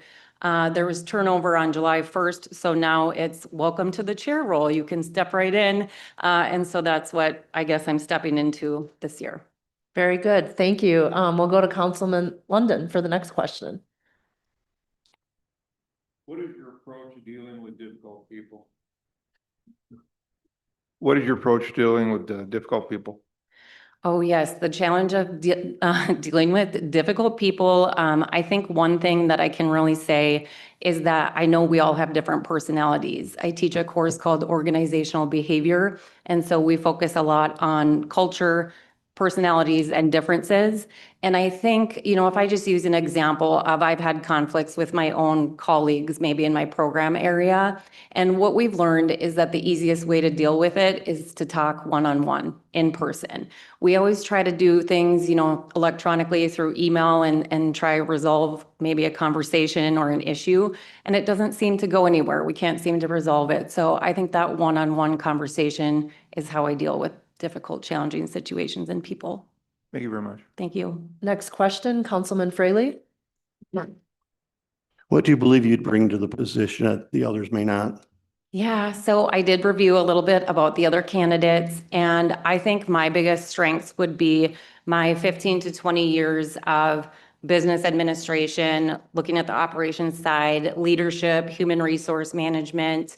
I want to make a difference, and I want it to be obviously a positive difference. So I want to listen to people. I want to help incorporate positive change and kind of help with a strong organizational culture, collaboration, teamwork, communication, transparency. I mean, I've worked in different positions with those challenges as well. But this is a completely different direction for me than staying in higher education, which I'm looking at relocating to the Nisswa area, of course, Brainerd Lakes area. And so this is something that it's exciting for me, getting into a different path. Thank you. Okay, Thank next question, Councilman Hall. Just to keep it uniform, is there a certain one you want me to ask? Um, Certain number? well, let's go to Councilman Zahn next, if that's okay. Yeah, And just then, to yeah, keep it- maybe we'll do our 8 and then we'll leave the last 2 to you, but then we can, if that works. Okay. Maggie's been keeping a list. Great. Welcome. Question I have for you is if you could, please describe your experience or coursework in budgeting and finance and practical on-the-job experience. Yeah. So on my resume, the strongest part of the financial budgeting background, financial management would be my time at Rasmussen University. I worked in the financial aid department. So it was student financial services as a finance advisor, officer, and then promoted to a manager of student finance. And so that's where we looked at, obviously, when college students apply, they look at a FAFSA. We look at the state and federal, loans and grants, and then compliance and auditing. The financial side would be something that would probably be my learning curve a little bit, but I think I'm really open to obviously learning, but also looking at my resources. So who are my financial management people? Who are my liaisons? And from what I understand is Maggie is my go-to person for the financial management side as a treasurer as well. So I think that would be my learning curve with the budgeting and financial side. Thank you. Thank you. Okay, the next question was, if you are selected for this position, how would you spend your first 90 days in the position? Thank you. I love this question. So I've thought a lot about it. And this morning, it was great conversations talking to, I think it was 8 different department heads and managers that I talked to. And a lot of what I was thinking is that within the first 30 days, I would love to do one-on-one meetings with each individual department manager, department head, supervisor, the city council members, the mayor, of course, and the treasurer, and really get to know people on a one-on-one level of, what has been working, what hasn't worked, where do you see kind of the city administrator role being that kind of bridge or liaison to help to be supportive, right? To make a difference and to really be heard. So some of the things that I even heard this morning was, I just wish that we could all have like one goal and one vision and kind of work together. It's kind of like that University of Minnesota Gopher thing where they say like row the boat together, right? In the same direction. And so I think within the first 90 days would be really getting to know individually everybody. And another thing that was brought up this morning, I think his name was Steve is it zoning and planning? He was really great to point out the comprehensive planning, paperwork and looking at that as kind of a strategic initiatives and looking at some of the things that we can talk to about, do we need to refine or revise and what are the goals and are there milestones that have been met? So I think it would be kind of looking at that as an overall picture, knowing that things don't just change within 30 days, right? It takes time, but I think showing that I'm willing to build that trust and leadership and be open and honest, I think is really important. Okay, Councilmember London. How do you prioritize your work and stay organized? Prioritizing, yes, super important. So as a full-time faculty member, I also advise students. I do service on committee work, and then I also do some online teaching, et cetera. So what I typically do in a day is I look at my priority. Like if I'm teaching classes in person today on a Tuesday, Thursday, typically my priority is my in-person classes, my meetings, right? My online courses I can get to later. My other task management I can get to later. So I think the priority of just here's my visual, maybe it's a sticky note that I put right here and I say, this is what I'm focusing on. Then I can look at my next, my next steps after that. Thank you. Thank you. Councilmember Fraley. Um, have you dealt with legislators on local or statewide issues? Not necessarily, no. I don't have a lot of experience with that. Would you be willing to outreach? Both of our representative to the Minnesota House and our senator are both local residents. So would you be willing to reach out to such people to help with issues that we might have down the line?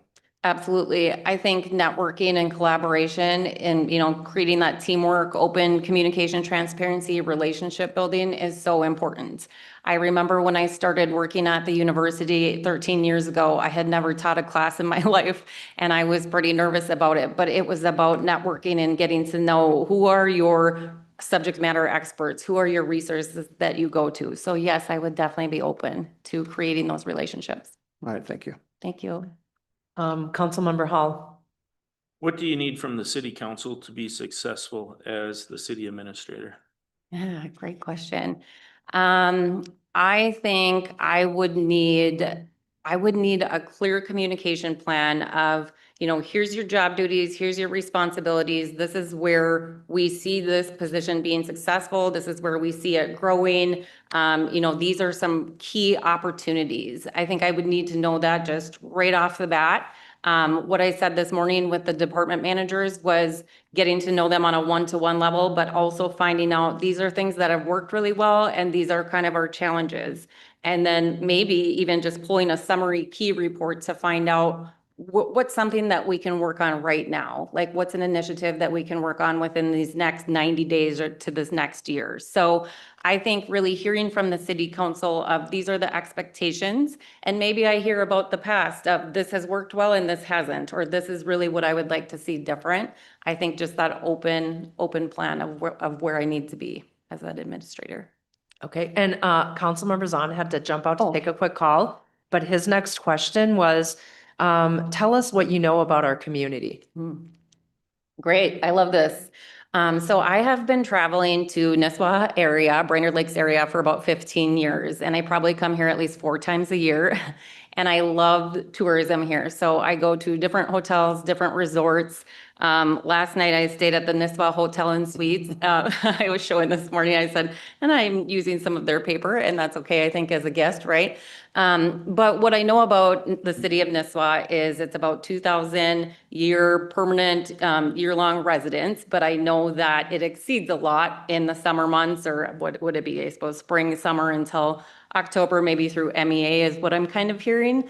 And so there's a lot of tourism and a lot of people that come in, but Nisswa to me there's something that's special about it. There's something that's charming that every time I come to the area, I find myself gravitating towards Nisswa and Pequot Lakes. It's not directly to Brainerd or to Baxter, it's to this area. And I know the turtle races just finished last week, but I was trying to get my daughter here and I missed it. So next year it's going to happen. But I was actually just here this last weekend and we went to the Nisswa Legion corn feed and the pork on a stick, and that was wonderful. So what I see around Nisswa is, I love it. I think there's 4 seasons here. People know how to celebrate in the winter, and you know your ice fishing, your snowmobile trails. And I am looking forward to moving to this area. Thank you. Councilman Hall, we have one last question for you if you would like to ask anything. Well, I guess my question is maybe kicking off the next part, but what questions do you have for us? Thank you for that. As you can tell, I do like to take notes. And so it just helps me to reflect and to summarize. And maybe that's the teacher side of me, I'm not sure. But some of the questions, one of the questions that I have is, what does the city council and the mayor see for kind of the top priorities for the city administrator, city clerk role, even if it's within the next 6 to 12 months? What are some priorities that this city administrator should come in ready to focus on? Yeah, we'll do a quick round robin, but I think we've been without a full-time city administrator, so we've had an employee wearing multiple hats, which has been a strain, right, on our small staff already. So making sure that we have the resources so that people don't feel overwhelmed and can do their jobs successfully. We did just form an economic development authority, so that is new for the city. And then we received a grant to put in a new Saw that. playground at the parks, right? So there are many different things like that, but I'll turn it to Councilmember London. Any additions? Yeah, as far as your role, just to kind of help steer the ship a little bit, give us some good direction and stuff, some good ideas on how we can make the city run a lot smoother. Thank you. Thank you. Councilmember Fraley. Well, you know how small towns work, so the big thing is community outreach, especially working with the chamber. Because in the future, as we move forward with the EDA and growth, which we saw a huge increase, is to keep that small town feel. Mhm. We don't want to become Baxter. Councilmember Hall. I think, stability would be one of the things I'd say, for the staff in the town. And, just also in the first 90 days, just getting to know the people of the town. Councilmember Zahn. Well, you guys already took all the good ones, so it's easy to say I'll echo all of their sentiment. However, we're such a unique place here. There's a lot of opportunity for the next city administrator to really dive 2 feet in, not just 1 foot crack through the door into the city, the staff, the community here. We do have some significant projects looming. We also have some significant opportunities for the city to be able to benefit from. So there's going to be a lot of crash course learning along the way. Maggie's been taking a lot on her back, and we are very hopeful that this position can be filled with somebody that is not just able to do the job and the job via job description, but is willing to roll up their sleeves and go beyond that, and to be able to find collaborative paths forward. It's very important. So I probably would touch more on the interpersonal note, beyond the obvious community-wide initiatives. Thank you. What other questions do you have?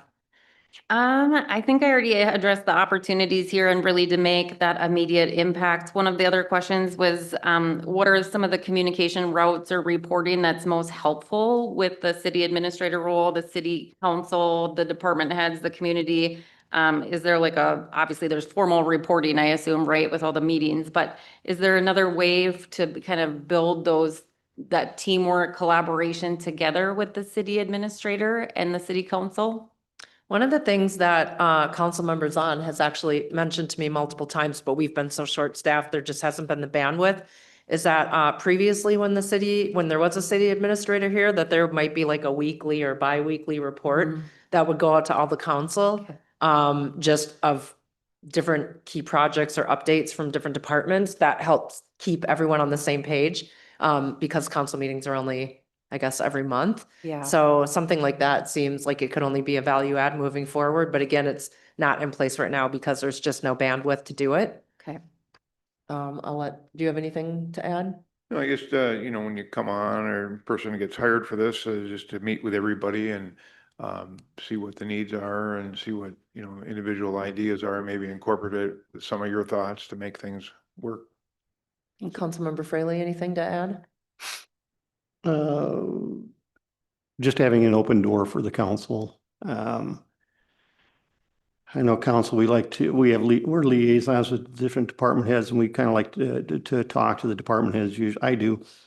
But I will let you know if I've talked to them and what we talked about. So I just want to make that transparent so there's no misinformation. Thank you. Councilmember Hall. I guess I don't really have anything else to add other than that. Okay, Councilmember Zahn, anything? Nothing more. Okay, any other questions from your end? Just a quick follow-up on that one. So the department heads, do they meet with the city council and the mayor outside of Okay, there's outside of like a city council meeting. Okay, Outside of perhaps liaison. Yeah. Appointments for Okay. committees, that they're not specific meetings, but. Sure. We have different departments that have committee meetings, and Okay. there is a member of the council appointed to, most of those. okay, Outside of that, no. thank you. That's all that I. Okay, well, we'll let Mr. Landers just ask a quick question since we've allowed him to do this with the two Mhm. prior candidates, if you don't mind. Totally. He's a member of the community, comes to a lot of our meetings, follows what's going on in the city. He's our unofficial sixth council member. Yes. Oh, I don't think so. I don't. Anyhow, Megan, Hi. Roger Landers, Edna Lake Road. So if you are chosen as the next city administrator, what are the 3 key qualities that you would like to see in your department heads? Mhm. 3 key qualities that I would like to see in my department heads. I could say the very first one would be communication. I think that open communication, being transparent, is very important. Otherwise, it's impossible to have one goal, one mission, and all work on the same path without that communication. I think respect. Respect goes a long ways. We don't all have to be best friends and get to know each everyone's families maybe, but we do have a goal, initiatives, and we do have to work together in a respectful manner. And then I would say, this one's a toss-up between accountability and collaboration, I guess. I would say holding each other accountable in each of our positions and really knowing these are my responsibilities and my duties. Not that you can't help others out where you need to, but that I know you can get the job done. Okay, thank you. Very good. Thank you for the question. Thank you. Counselors, do you have any last questions that you would like to ask? Okay, any last questions or thoughts for us? No, I think I am going to go through all my notes today, but I really appreciate you taking the time. From what I've heard is that you probably just went through this again back in January or sometime in the winter and the spring. And I've served on a lot of search committees myself, and so I know how much time and effort it really does take. But that I appreciate all of your time today, especially on a Tuesday afternoon when it's 80 degrees and beautiful out in Minnesota. So thank you very much. We really appreciate you being here. Thank you so much for Yes. your time. You're welcome. Thank you. And on a side note, I'm a fighting Sioux. Oh, are you? I used to take the convenient route through Crookston Yep. all the time, and I think East Grand Forks, sugar beet's a little bit better than Crookston. It's Yeah, Crookston, yeah. only because I drive over them on the road because they fall out of the tops of the tree. Exactly. Hey, they do. Crookston and East Grand, and I run them all over. They Yes. smell a little sweeter on that side of the Red River. Well, my partner, his family is, the last name is Swanson's. And so Oh. they have a big connection with the University of North Dakota. And so the first time that I ever went to, a hockey game at UND, I know this is off the record, right? It was, yes, the Sioux, right? And now it's the Fighting Hawks. And so you're not supposed to say that apparently in front of the locals. No. So, and I, grew up Minnesota, work at University of Minnesota, so everything's, okay, let's talk about the Gophers. But it doesn't work that way when you live by Crookston and Grand Forks. Yeah. It's usually one or the other, so Yeah. thank you for that. Thank I've you. always meant to pull over on the side of the road one day and actually take a sugar beet off the road and go. They're terrible. Suck. They're really waxy and. Yeah. gross. They taste terrible. Thank you, have a wonderful day. Thank you. Thank you. Yeah, thanks for all you do. Take care. Bye. Thank you.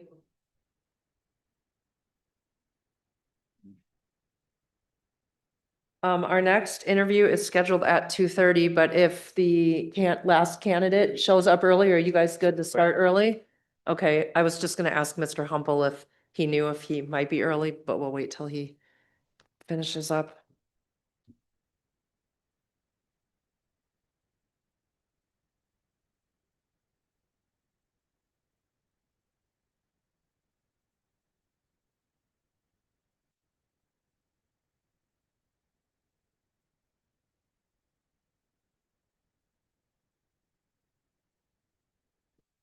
Trying to talk really early. Yeah, we couldn't hear you. I'm sorry. No, it's fine. The mic's on or whatever, but you guys can't hear. I figured it out. Mr. Humple, since we're 35 minutes ahead of schedule, if he's available, we'd love to start earlier. Thank you. We'll just take a brief pause here until we hear back from you.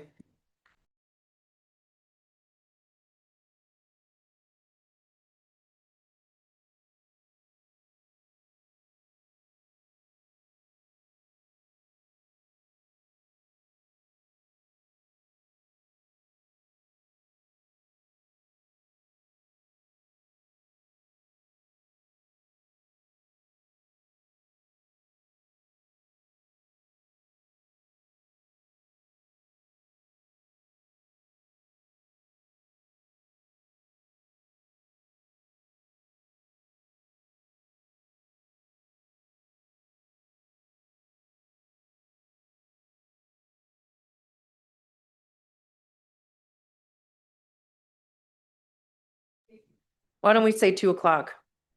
5 minutes? Okay.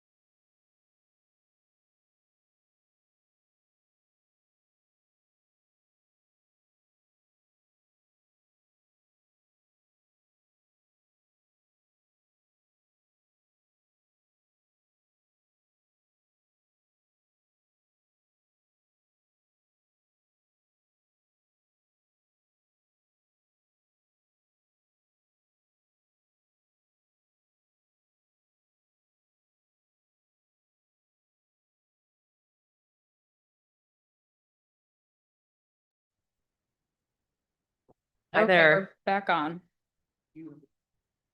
Welcome in. Thank you for coming up to Nisswa. Thank you. Want to make sure I'm pronouncing your last name correctly, Mr. Brierly? Yes, ma'am. Okay, thank you. My name is Jennifer Carnahan and I'm the mayor. We really appreciate you being here and I'll let my fellow council members introduce themselves. Mark Fraley. Joe Hall. Jesse's on. Great. Well, thank you again for being here. So the format we'll take is we will each go through and ask 2 questions each that we've been asking all the candidates today. And then we do have a member of the community that is here and he will ask you a question as well. And then we want to make sure to leave time at the end for you to ask any questions of us. So to get us started, if you could just in a few minutes or so, maybe share something with us about your background or about you that we wouldn't have read in the packet or on your resume. Mayor, Council, thank you for allowing me to be here today. My name's Travis. My background is detailed within the cover letter and everything else, which I'm sure everybody saw. Outside of that, a big thing with me that isn't highlighted in there is my version of leadership. And a big part of that is collaboration. Going through different projects at different levels, being at the executive level as well as being at entry-level positions, working with other staff members, working with council members and members of the public. It's a big thing for me to make sure that it is a collaborative effort and knowing that any decision that is made, if it doesn't work out, we can always adjust course on that. On a personal note, something that doesn't show is what I do in my spare time. I love being outside. I love the outdoors. I do a lot of camping, a lot of hiking. I've been collecting poker chips from Harley Davidsons for the last 6 years. So I've taken my Harley all across the country to different dealerships. Still got about 250 to go, but it's a great way to get a stress reliever in and see the country and just be outside. Very good. Thank you. We'll go to Councilman London for the next question. What is your approach to dealing with difficult people? The biggest thing that I've learned is that not everybody's going to be happy with decisions that are made or with situations that come up. Right now, one of the primary roles that I have with the city of Victoria is being the contact for residents regarding any of the fiber installs, which is, if you've never been through that, basically a fiber company tears up your front yard, puts in lines, it's all regulated by the state. In any situation, regardless of the temperature of the resident who's calling, or regardless of staff members asking questions or council asking questions, to find out what's the root of the issue. Provide that opportunity to explain what their frustration is, to vent a little bit as needed. And then identify not only what the issue is, but what the end result could be and try to find a resolution to it. The resolution may not always be perfect.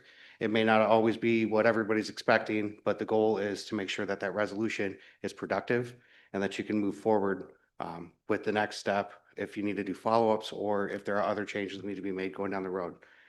The biggest thing to do is communication. If we're not communicating with the individuals that are frustrated or otherwise have questions, then the point of a conversation doesn't make any sense. All conversations are 2 ways. They can never be one-way conversations. Councilmember Fraley, next question. What do you believe you can bring to the position that the others may not?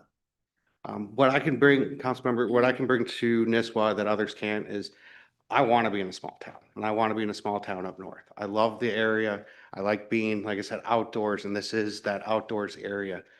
The other thing that I bring is I don't bring any ideas of this is how it needs to be or coming in and saying, well, here's the challenges that exist. Here's how I'm going to fix them.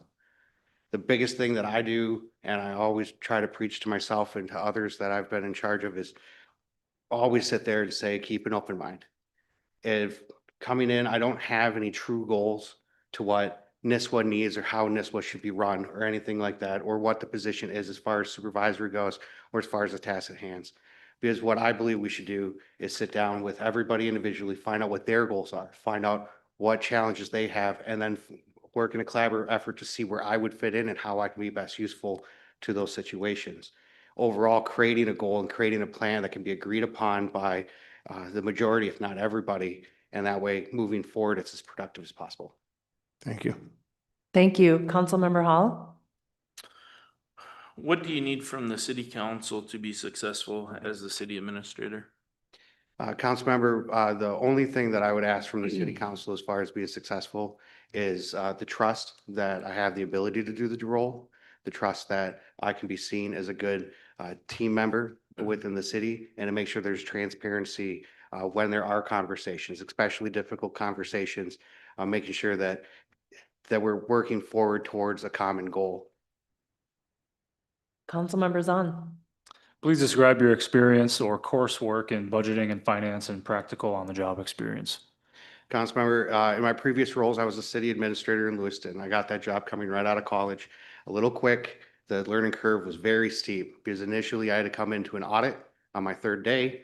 I was going into creating a budget, which I'd never done before. So those experiences were pretty challenging, but I worked with others to make sure that I could get that work done, get it done timely and professionally. Outside of that, my experience with the city of Newport was the assistant to the city administrator. I was heavily involved in most conversations that happen, especially with finance and budgeting, long-term financial planning, comprehensive planning for land uses, as well as when I was the interim, we went through and not only had to do a new budget, which in 2022, we saw residential property values go up by 22.5%, which if we kept the levy the same, we're still going to see an increase of property taxes on all our residents. So trying to balance that type of budget with also going through and breaking down our capital improvement plan back down to the basics of saying, here's all our items that we have. Here's the next 20 years. At what point do we need to look at replacement and then build in what cost could that look like at the time? One of the biggest items with finance that we ran into was being able to fund parks, which are very expensive for whatever reason that is. And then as well as fire trucks, which a base fire truck is $1 million, smaller communities, that's a lot of money to put down. So being able to financially prepare for that in the long term, as well as make sure that we're collaborative with the different departments and making sure that the city council is aware of those efforts so that if there are items that come up, we can address them prior to a city council meeting to make sure that we're being as productive as possible when everybody's together. Thank you. If you are selected for the role, how would you spend the first 90 days in the position? Mayor, the first 90 days, what I would do is I'd want to meet with every council member individually. I'd want to meet with each department head individually. I'd want to learn not only what their roles are and how they see I would fit with inside their roles and fit within the leadership of the city, but I'd also want to understand the culture that is in the city, not just with city staff and with city council, but also with the residents and the work with the Chamber of Commerce, which my understanding is very heavily into setting up a lot of events throughout the year for the city, which is an amazing thing that for small towns to have 5 events a year that's an amazing thing. You just don't see that in most communities. So that the big thing is at the end of the day, I'm coming in, or if I come in as a leader, that leadership should be listening. It should be formally a plan and a collaborative effort. At the end of that 90 days of final or putting together a final draft of the plan or final plan, wherever that would be, at that point, we'd want to then say, okay, here's the next steps we need to take to meet the goals of not only the city council, not only our residents, but also of city staff. Thank you. Councilor London. How do you prioritize your work and stay organized? Council member, I use Post-it notes, a lot of Post-it notes. Post-it notes for me are a great way for me to keep organized. I can keep them right next to my keyboard and I can go through and I can list off the different tasks at hand and it's instantly there. Especially when we're working on multiple tasks at a time or very complicated tasks or anything that involves especially public transparency or public meetings, we want to make sure that all that stays in track. The other thing that I like to do is with those Post-it notes, once a task is completed, to get it away to avoid some of the clutter. Filing documents are great, making sure that especially our filing with inside the city server, making sure that that's organized and the right people know where to go to find certain information that they may not have worked on, but they might need a reference. Thank you.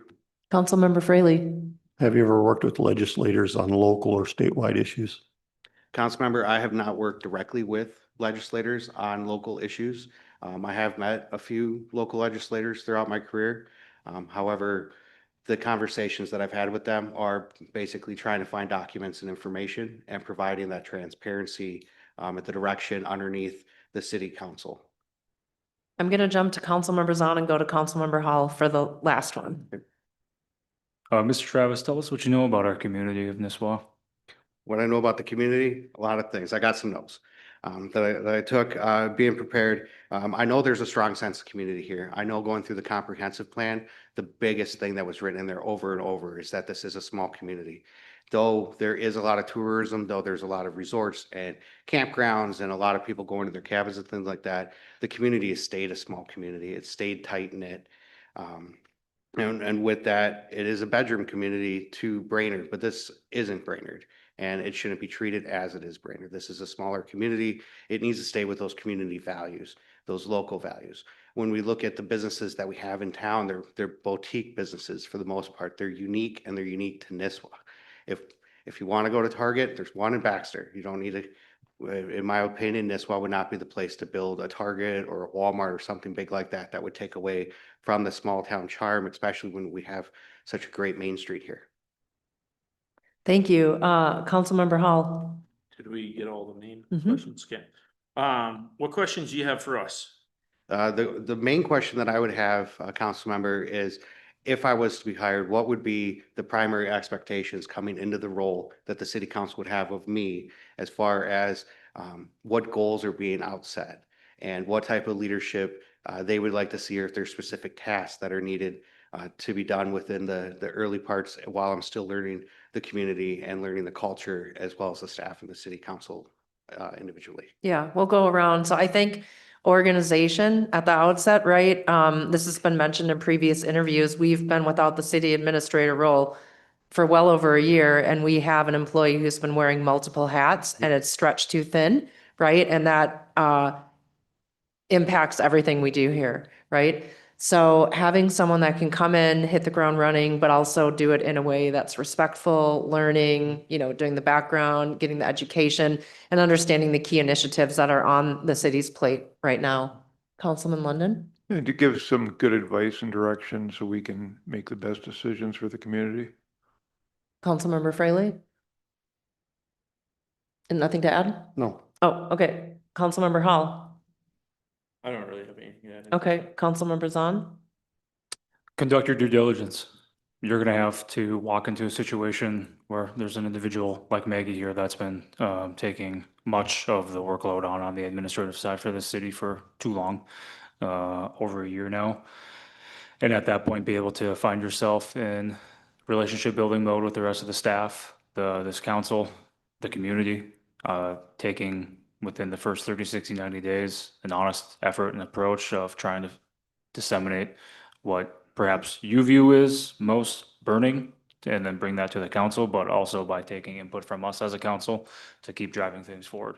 We have a lot of projects and initiatives in-house right now. We have an election coming up. It could be a new body you'd be looking at next January. So it's tough to answer that fully because it can change, right? So we will see, but I think that there's a fantastic staff here to be able to work with. And there's good opportunity for them to continue to shine in the areas that they were hired in to do and do a good job in. But first and foremost is taking some of the administrative lift off of her. And Mayor, Council, if I could follow up, during the staff conversations this morning, that was one of the things that actually Maggie had asked of me is where I kind of see that going. And even that has to be a collaborative effort. There's certain tasks that she's going to be working on that she's going to want to see through completion. And there's certain tasks that she's going to want to take and shift those responsibilities to the administrator, the clerk. And that type of discussion would need to happen to make sure that it is a smooth transition and we are treating with everybody with respect. Additionally, with that, I'm not someone that's going to say that I'm an expert in any specific field of city government. If we were, then you'd have one person that could do everything. Unfortunately, that's not the case. Public Works, there's a director. They're the expert in it. Law enforcement, they're the expert. Fire, they're the expert. When it comes to the finance of the city, there are experts in it. Though I understand how those roles work and how they interact with each other, and maybe some things that I may know that someone else might not know. The complete opposite works the other way. There's things that I'm not going to know that others are going to know. And my biggest thing is that we need to work with each other to achieve those goals, to find out what that is. At the end of the day, trust has to be the foundation of any type of leadership that I would provide. Without that trust, You're not going to have staff members or council members that have frustrations with something, being able to come up to you and have a professional and honest conversation to try to find that resolution and to meet those final goals that the city has. I think we would all probably agree that trust is important, communication's important. To your point, you know, if you were the one extended the offer here, like absolutely council would, I think, if the others disagree, they can say it, would look to you and Ms. Wentler and the team to figure out, you know, what projects are staying here, what are handing off, what's transition look like. As Councilmember Zahn always says, we don't work in the business, we work on the business. So if you guys have any additional input, thoughts, or differing, please chime in. Okay, anything else for us? I did bring, just a couple of notes that I have when it comes to collaboration. And one of the reasons I bring this up is my current role is an associate planner. This is an entry-level position, and I know sometimes that can get perceived as that I'm just an entry-level individual, and I want to let everybody know that that's not the case with me. I've worked at those higher levels. I worked in tougher conversations. I understand that when you do have council changeover, especially elections, that every 2 years, every 4 years, what have you, things can change for priorities and whatnot. And what my goal would be through those type of transitions is to make sure that there's a long range planning goal and that things are in place. And if there are new council members that come in, that those positions are explained and that you can still have that transparency in that conversation. Because the last thing that, or one of the things that I don't like is when we start a large project and you get all the way down and then all of a sudden, well, it's not important anymore, but it's not a priority. It's just shelving things that at one point were a priority and making them not a priority. I don't believe the priority goes away. I just believe the focus shifts. And those are some of the things that I would want to make sure that we stay on top of. Thank you. Are you okay if we bring up Mr. Landers to ask a question? Absolutely, Mayor. Wonderful.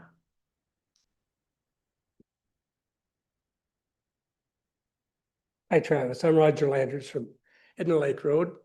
So if you are chosen as the next city administrator, what are the top 3 qualities that you would like to see out of your department heads?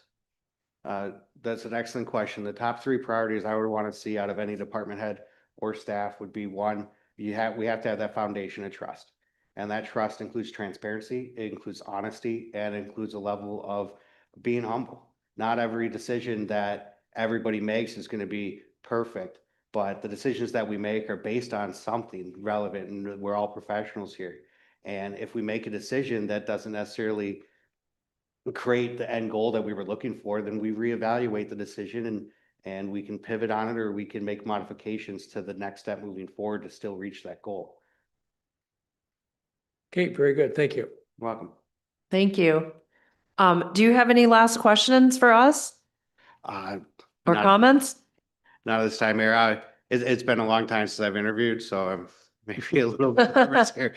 No, as far as further questions, I don't. If there are anything that comes up that needs to be addressed on a one-on-one level with me, I'm always open to that conversation. I am honest about who I am, and I just want to make sure that that's put out there. I want to start with a foundation of trust. Thank you. Council, any last questions before we wrap this up? Thank you very much for your time. Yeah, thank you. Thank you for driving all the way up and for spending time with us. We do appreciate it. No, absolutely. It was nice to drive through the pines instead of rush hour. Yes. Yeah. Yeah. Well, have a good day. Thank you, Mayor and Council. Travis. Nice to meet you. Do you?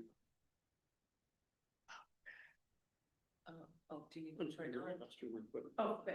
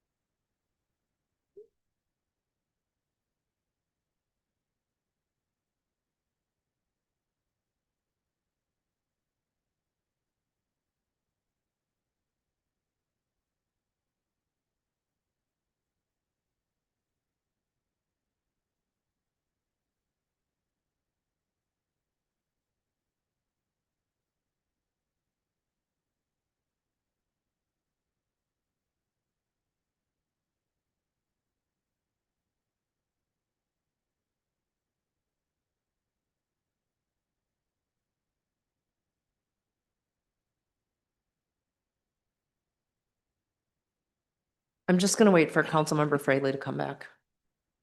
Oh, here we go.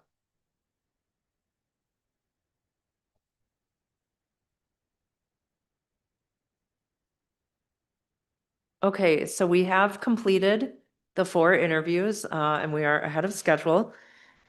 Mr. Humble, do you want to come back up? I know that last time per the documentation, it says City Council Hiring Committee goes into closed session based upon Minnesota Statute 13D.03 to discuss labor negotiations for the new city administrator position and to discuss parameters of an employment agreement for the new city administrator. As a part of this meeting invite from Ms. Wentler, in that meeting invite, there was copy that stated I don't know if it was our labor attorney or city attorney, said we should not go into closed session, stay in open session. Last time when we went through this, I think the council members stated that they felt more comfortable speaking more openly if we were to go in closed session. So we have, where you've worked with different cities, they have gone into closed session. It's been fine. We have an attorney who has a differing opinion. I'm going to leave it to the council as to how you would like to proceed. But Mr. Humple, if you have any comments before I call on the council. Well, while we do it both ways, it's always my recommendation to the council that you follow your attorney's advice